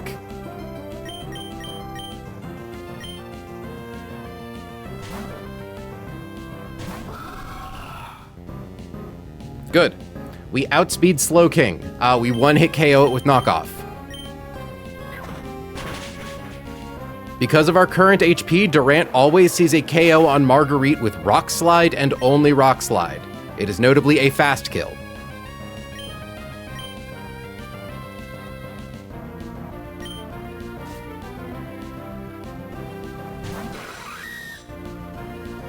We are going to swap to Steelix. Things get a little weird with Durant.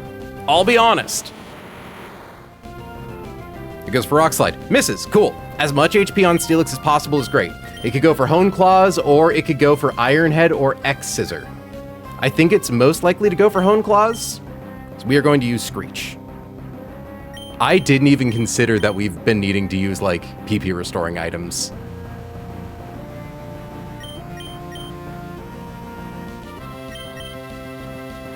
Oh, I'm lucky that we didn't get fucked by that. Screech. Goes for Iron Head. Miss. Nice. Okay. It is now at -2 defense. The only way we don't 2-hit KO it with Stomping Tantrum is if we min-roll twice. Oh, that's Gyro Ball. There we go. Goes for Hone Claws. That boosts its accuracy and its attack.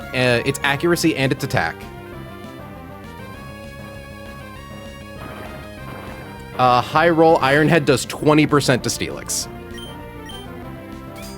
Iron Head can flinch us is the thing. If we get flinch locked, that'd be unfortunate. Okay, I think we win.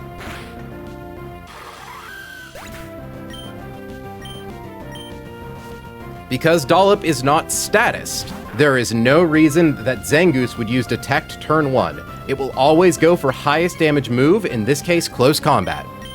We are going to swap to Talonflame. Double checking something. Oh yeah, we've got enough Flare Blitzes. Send in Talonflame.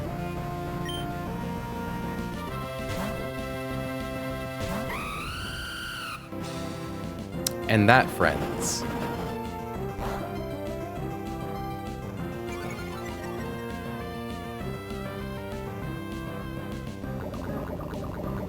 holding on to it. Hey lady, I'm still so glad you're playing this. Oh shit, hey Stu. Yeah, no, thankfully we are about to, just confirming. That, my friends, is the Meteor Falls Gauntlet. Minimum damage 101%. Oh, all right. Y'all busy this week? Technically.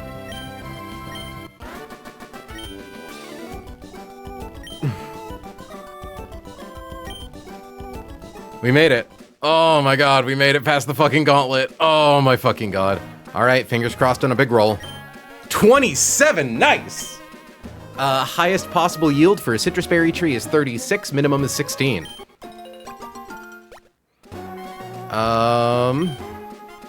But yeah, are we busy this week? I mean, I'm doing a thing on like Saturday morning. I'm bringing my VTM card game to game night 4-player. Oh. Fuck it, I got a bonus stream in tonight. Maybe I could go on Wednesday, I don't know. I get another right away? Oh. I think that's a max roll on Lumberries. Wait, isn't the top roll on Lumberries 24? Hold on. Hold on a second. Lumberry yields 9 to 27. Okay, 2 off from max yield. Oh my god. You know what? Fuck it. We didn't get Iron Ball, but we cleared the Meteor Falls Gauntlet, no deaths. I am so fucking pleased. Now, the thing is, there's no reason not to backtrack and catch a Magikarp as a way to celebrate. Hell, what level are the Magikarp we catch? I'm pretty sure they're all, like, the same level, right? Because, yeah, Hannah, you recommend, with our current box, Magikarp is better than pretty much anything we could find, yeah?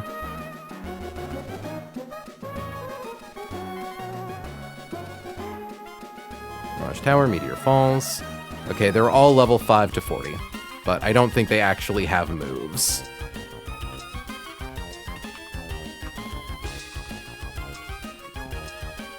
Yeah, they have Splash, Tackle, and Flail. The level of the Magikarp actually really matters. If it's too high, you can miss out on Ice Fang on Gyarados. Well, fingers crossed. Oh, I do hear Rhyperior's pretty good. We have kind of a glut of ground types and are pretty lacking in flying types. Also, we only have one Intimidate Mon in Grand Bowl.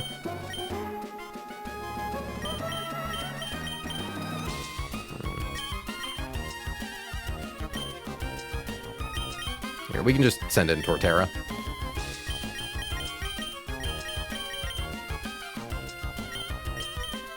Summary.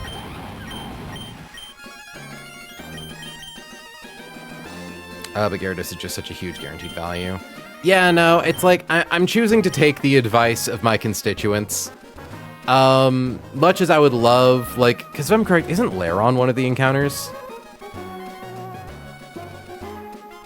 And of course, there's the option of holding. God, because it's like, Larvitar and Pupitar are really nice. Ursaring is huge. Aurorus isn't bad.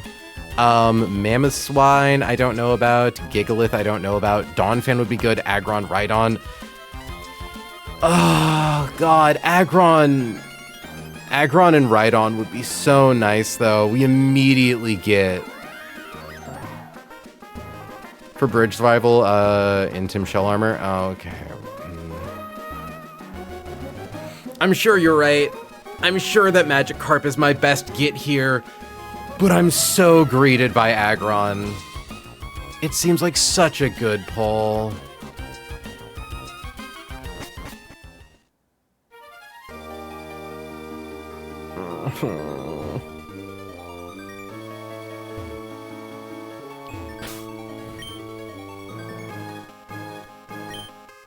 Aggron is insanely good. I cannot deny it was a top 3 mon in my box. Because also it's like, don't you get Aggronite really early? Like, I'm pretty sure Aggronite is literally right there. You get it as soon as you get Surf. But there are undeniably some misses.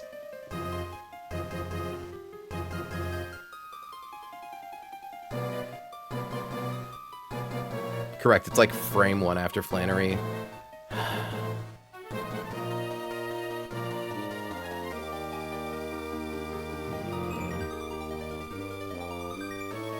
Because also, like, Ursaring is a huge get. Larvitar and Pupitar could be really cool. Sturdy Donphan helps in a lot of fights, true. Hell, even if Clefable's kind of a miss, it is still another fairy type.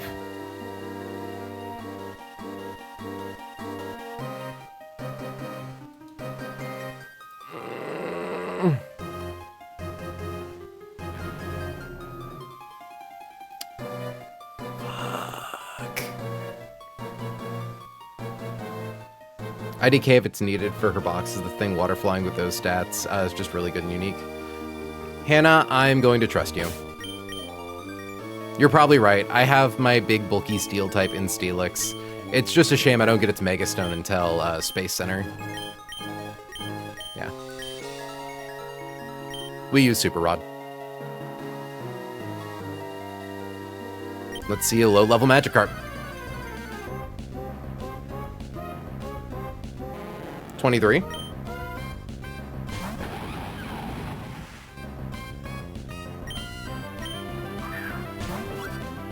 That's low enough. Good. Fingers crossed she's got good stats. And let's see if anyone requested Gyarados. Oh, someone did. Welcome to the team, Aramaya.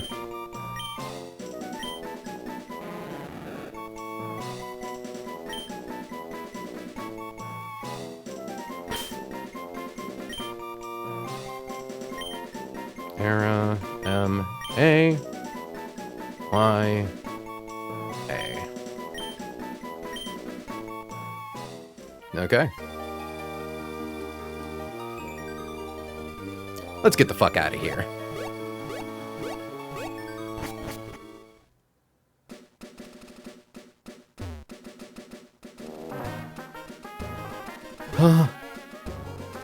Freedom. Freedom. And victory. And freedom.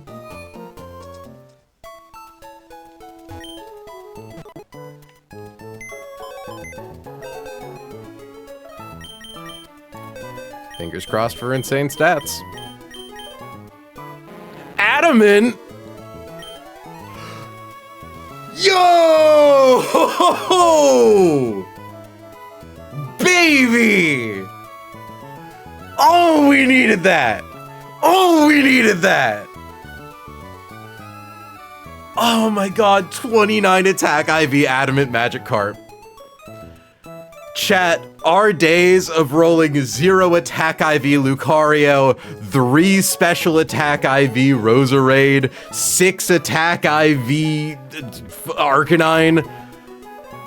I was like, God, could you imagine? Oh my god, I have to show this to Newt. Oh my god, I have to show this to Newt. The princess who was promised. Excuse you, Kessel. She's a refined lady. Oh my god. Holy shit. Our reward for a gauntlet well fought. Yeah, no, that makes up for missing Iron Ball. That makes up for missing Iron Ball. Also, yeah, 27 defense on a thing with Intimidate. Like, Hannah, excellent choice. Thank you so much for convincing me. Can I please put you in my party? Thank you so much for convincing me to pick the fish. That's fucking crazy. That's so fucking crazy. All right,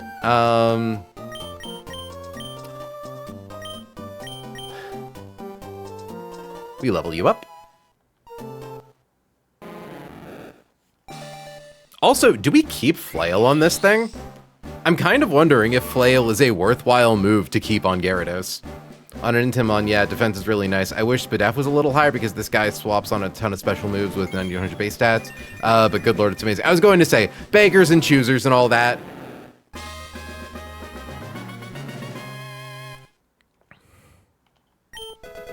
Learn Dragon Rage. Nice. So yeah, let's see.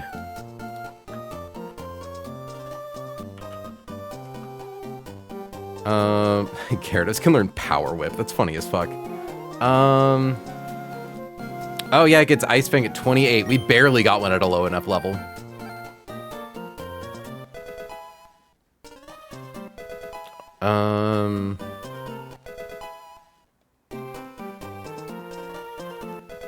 Yeah, so now it gets Ice Fang.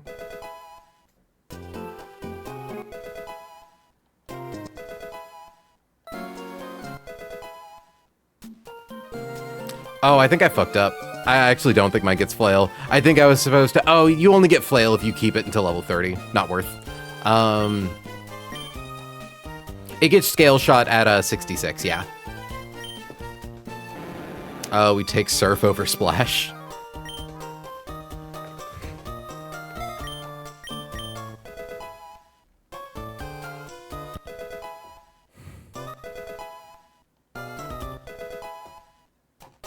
There are definitely some pre-damage Flail strats, but they're generally pretty inconsistent because they tend to bait random moves afterwards, and yeah, you can give up, yeah, you give up Ice Wing for it. Okay. Yeah, no, I forgot. It doesn't... I thought it was, like, 0, 10, 15. I was wrong. We'll take Crunch over Tackle.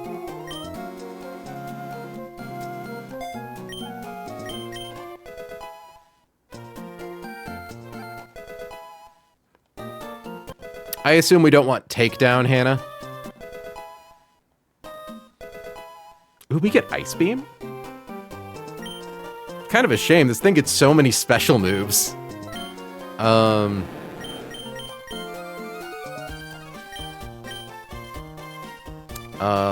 don't think we want Dragon Rage. Conferring with the experts, Ice Beam is like significantly weaker than Ice Fang, yeah. And I assume no takedown, right? Do we want it over Dragon Rage? Well, no, we'll probably take Waterfall over Dragon Rage. Or we take Waterfall over Surf. Oh, we take Outrage over Dragon Rage.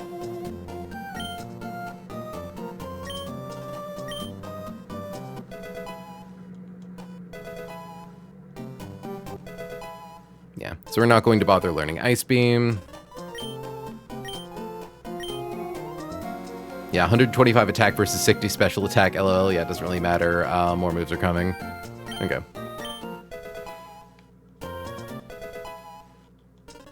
I assume we don't care about Hydro Pump.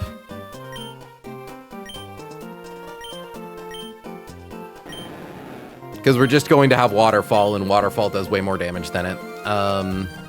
Because of keying off primary attacking stat.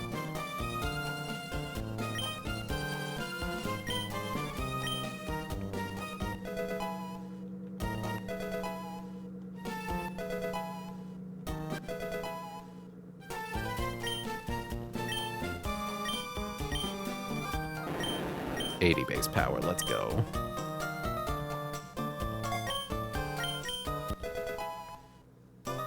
I can't wait to see this thing's attack stat.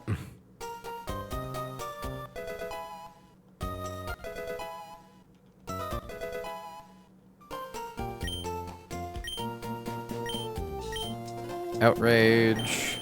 Base 120, nice. Farewell, Dragon Rage. Kinda sucks you get Mega Gare in the endgame. Hell, at least you get it eventually. At least it is a thing you get.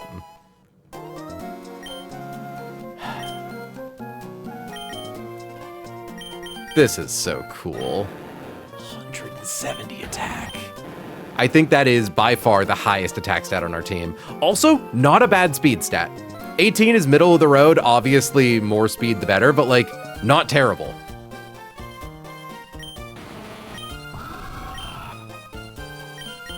Let's get this thing exported.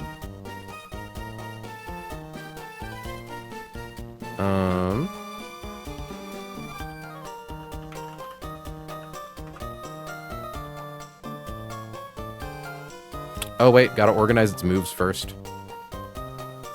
Hold on.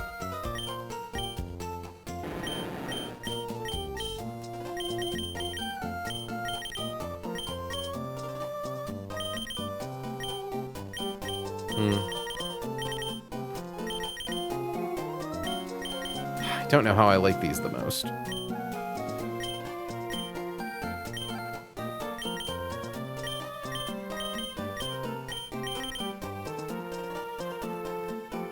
Yeah, make it. Sorry, chat. I'm weird in particular. Don't ask me why I behave like this, because I can't give you a satisfactory answer.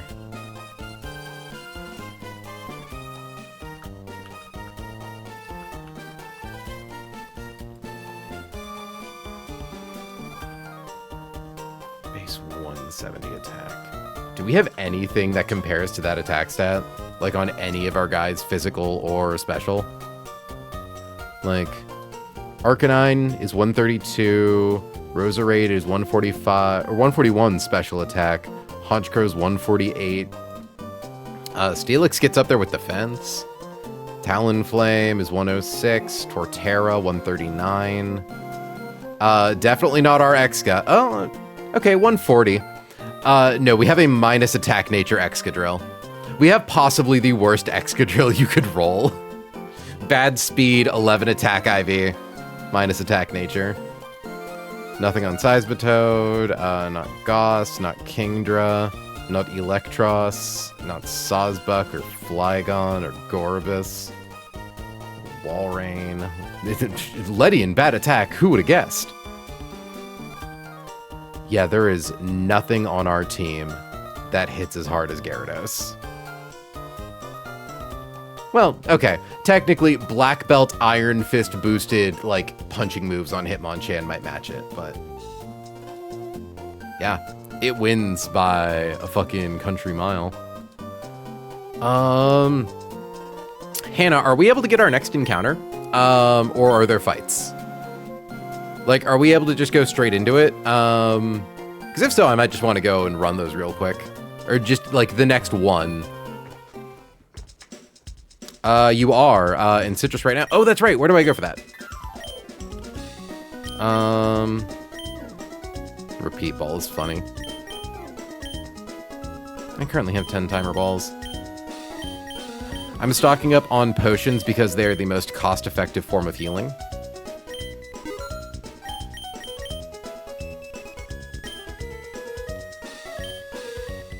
Oh, that's right. I should go to the thing, though. Magikarp. Gyarados.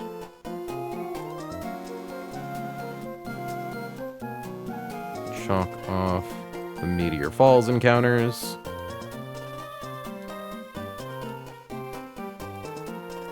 Yep, Route 112.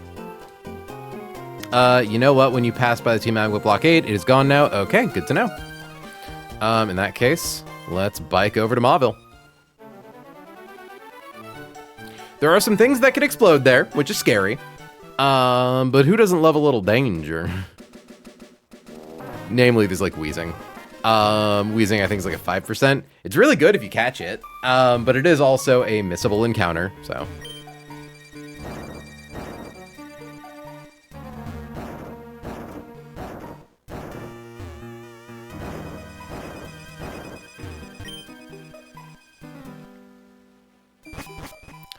This is a fucking victory lap.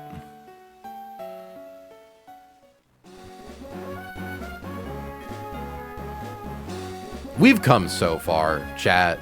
Like, I know I say this every stream, but genuinely, I cannot believe how far we've actually managed to get on our first, like, real run. Cross your fingers for Torkoal. Torkoal is good. So I'm pretty sure you get Salazzle too, right? Like, there is basically no misses here. I suppose I think Camerupt is kind of a miss. But yeah, like Coughing and Wheezing are great if they don't blow up on you. Salazzle is great. Houndoom is great. Centiskorch. Okay, Rapidash is kind of a miss. Wait, I don't see Torkoal. Pyroar, Rapidash, Centiskorch, Houndoom, Salazzle, Camerupt, Coughing. Torkoal is Fiery Path, which is after this, I think. Unless this is Fiery Path. I brought camera up to the E4 hold your tongue miss. My apologies. Also, Hannah, can I like get away to like bug you about run and bun questions when you're not currently live streaming? Because I used to have Newt be the person I send all my messages to because he was further along than me in the game. But he's not that anymore. Which is a weird feeling. Oh, okay, Route 112 is outside. Oh, okay, so it's a grass encounter. And our Citrus is after that fight.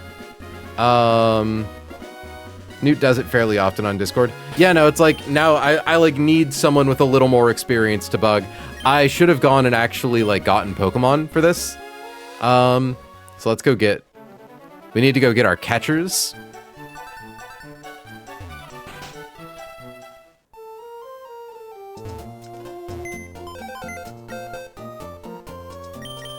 I.e. we want Electros.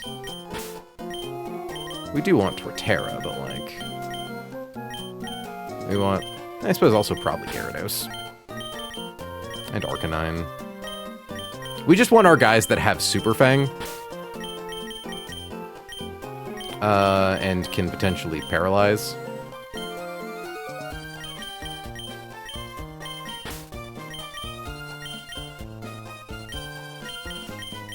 Because these encounters can be up to level 40, which is a little scary.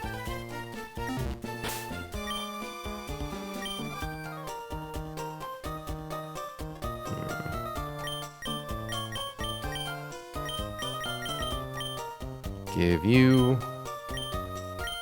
an Oran Berry. That being said, I think we are going to bring Steelix as our fight opener. Just in case we get, well, no, we can bring Arcanine as our fight opener. I'm thinking about in case we get one of the Explode guys, but I believe Arcanine always lives a crit explosion from a level 40 Wheezing.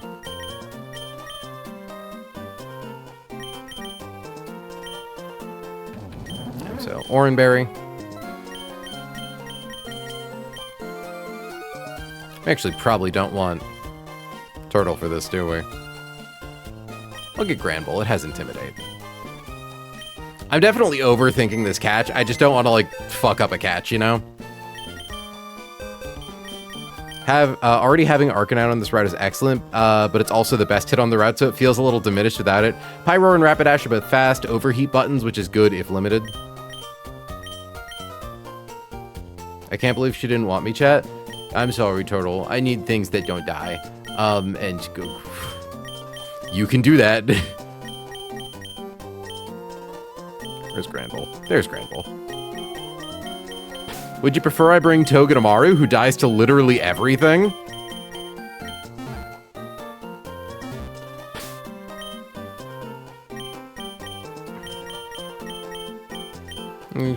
Honestly, I should probably actually give some people Hecha berries too. Give Havara a Pecha berry, just in case we encounter Salazzle.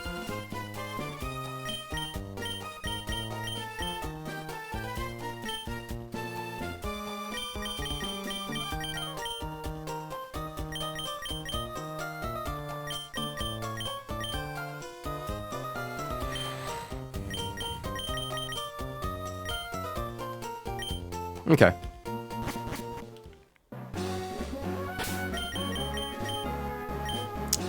Fingers crossed we don't get boomed on. Actually gonna rest oh, no, I healed. I healed before I grabbed Magikarp.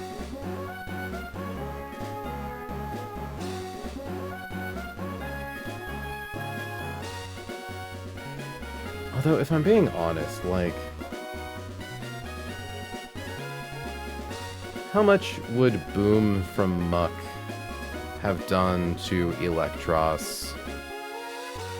Explosion from Muck. Well, let's assume it was level 40. Well, let's assume it was actually... oh. Yeah, okay, it'd still probably kill Electros, actually.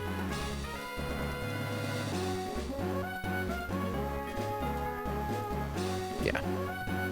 We'll be fine. Probably. Most likely.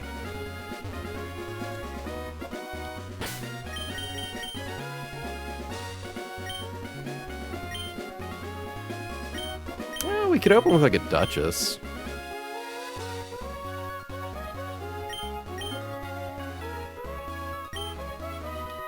It's fine. Stop overthinking it, April. I do have Quick Balls, though, right? That was one thing I wanted to check. I do. Good.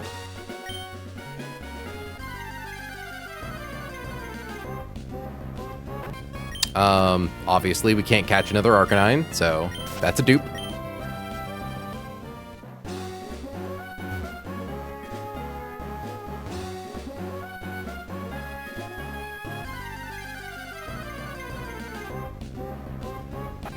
Rapidash makes sense. Let's see what it's got.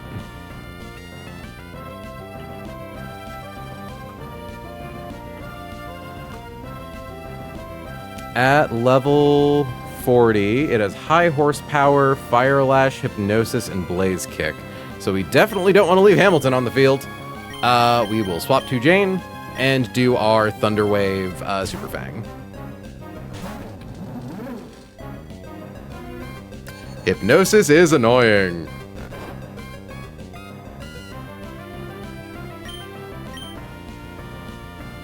Do you progress Hypnosis turns using items?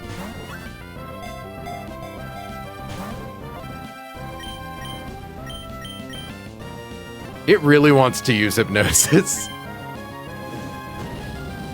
Well, thankfully we can't get burned. We're too busy being asleep. Can't be hit by high horsepower. Okay. A little spooky. Havara should be good for getting off Super Fang. I don't know how much damage high horsepower would do into Miss May.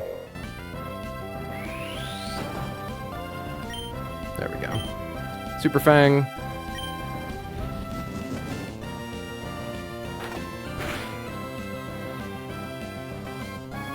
Paralyzed. Can't use jump kick, so yeah, Super Fang.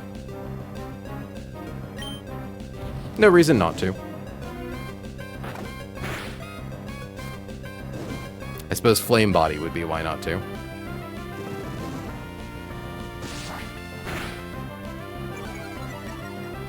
Defense drop is also unfortunate.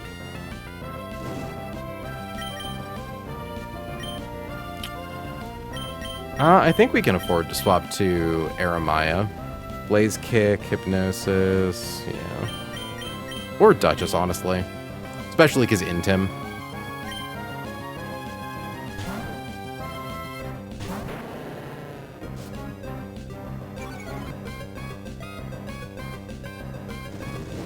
Fire Lash is annoying, but now our attack is at least neutral. We're not enough turns in for Timer Ball to be better than Ultra Ball, right? I've got a Duchess and a Havard. You're right. Oh, no. I could make this Flaming Horse my Camion.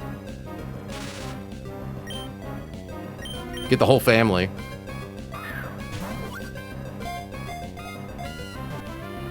Two, three. Nice. Okay.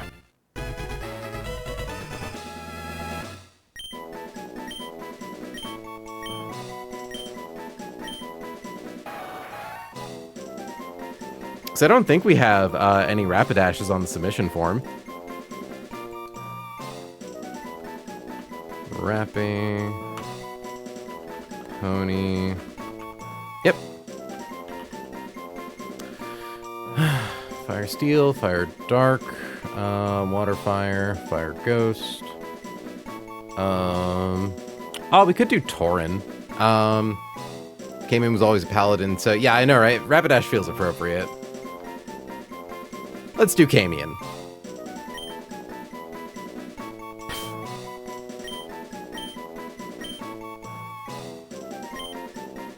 Also, I knew he was supposed to always be a Paladin. That's why I made the name recommendation. Alright, fingers crossed. Good horse. I'm not sure what makes for a good horse. I know it always has Flame Body. I hear it's an overheat bot, so high special attack would be nice. Though I don't know if we necessarily want Modest. Because it does have a lot of, like, physical moves.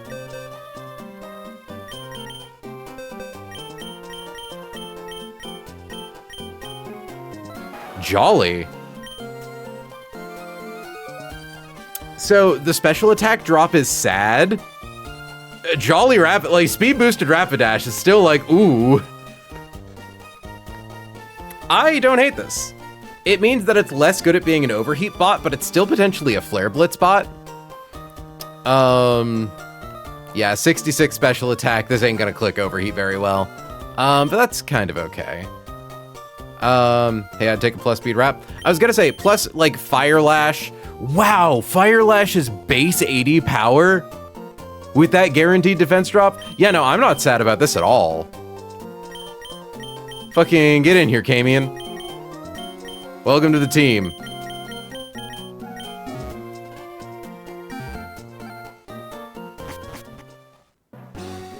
Oh, I want to level it up to cool music.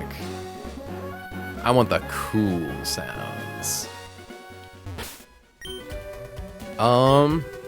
Yeah, definitely not gonna bitch there.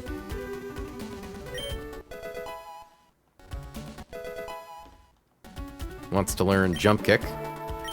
I'd take Jump Kick. Definitely take it over Hypnosis. Because, like, Jump Kick is perfectly accurate with Wide Lens. Farewell Hypnoises. I think it's so funny that it gets high horsepower based solely on the virtue of horse. So question, Hannah. Do I still take Overheat? Like, we don't get Flare Blitz until 55. Is there any reason to take Overheat? It still will definitely click Overheat. There's plenty of Steel Mons. That's true. Okay. Alright. Then what do we want Overheat over? Blaze Kick? No, Blaze... Well, yeah, over Blaze Kick. What am I saying? Blaze Kick is just, like, worse Fire Lash, basically.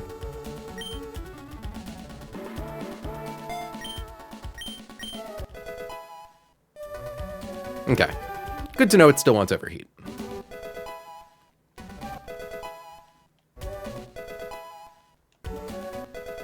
Also, there is the benefit of, like, overheat is its only special move. Hold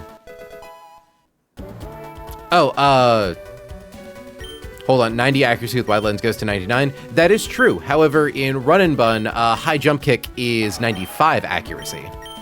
See? Oh, it's only regular jump kick, not even high jump kick. But yeah, no, having overheat at least be our only special attack means that it's like, oh, we use overheat one time for a single atomic bomb, and then we use Fire Lash, Flare Blitz for everything else.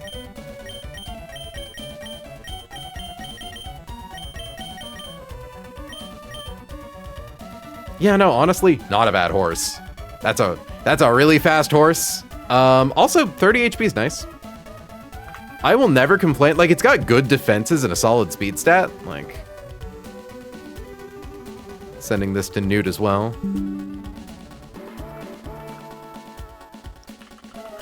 Follow up.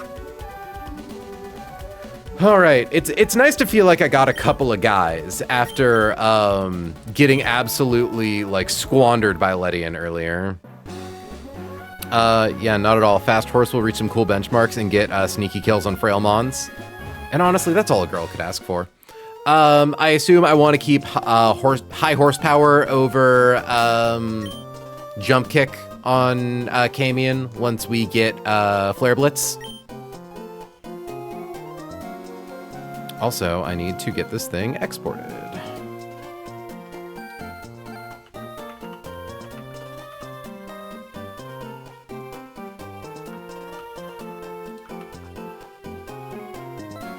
Bad horse, the thoroughbred of sin.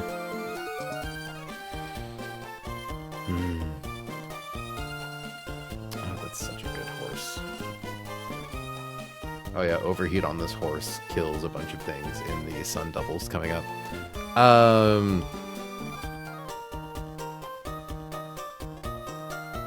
Probably, but I think I only clicked overheat on my Rapidash by this point in the game. Fair enough. Also, we need to see what our new hidden powers are. Is it hidden? Dude, what's the text to get hidden powers? Catch, species, nature, and IV, move, update your hidden abilities, hiddens. Okay. Ground type hidden power on Rapidash ain't doing much for us. QRS. Rapidash. That's weird.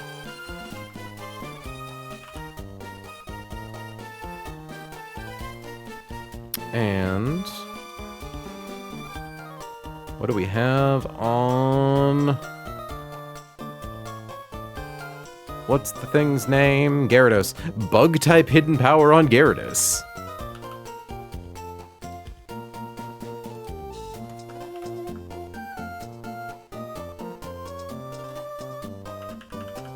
Weird. I do not know why it's doing that.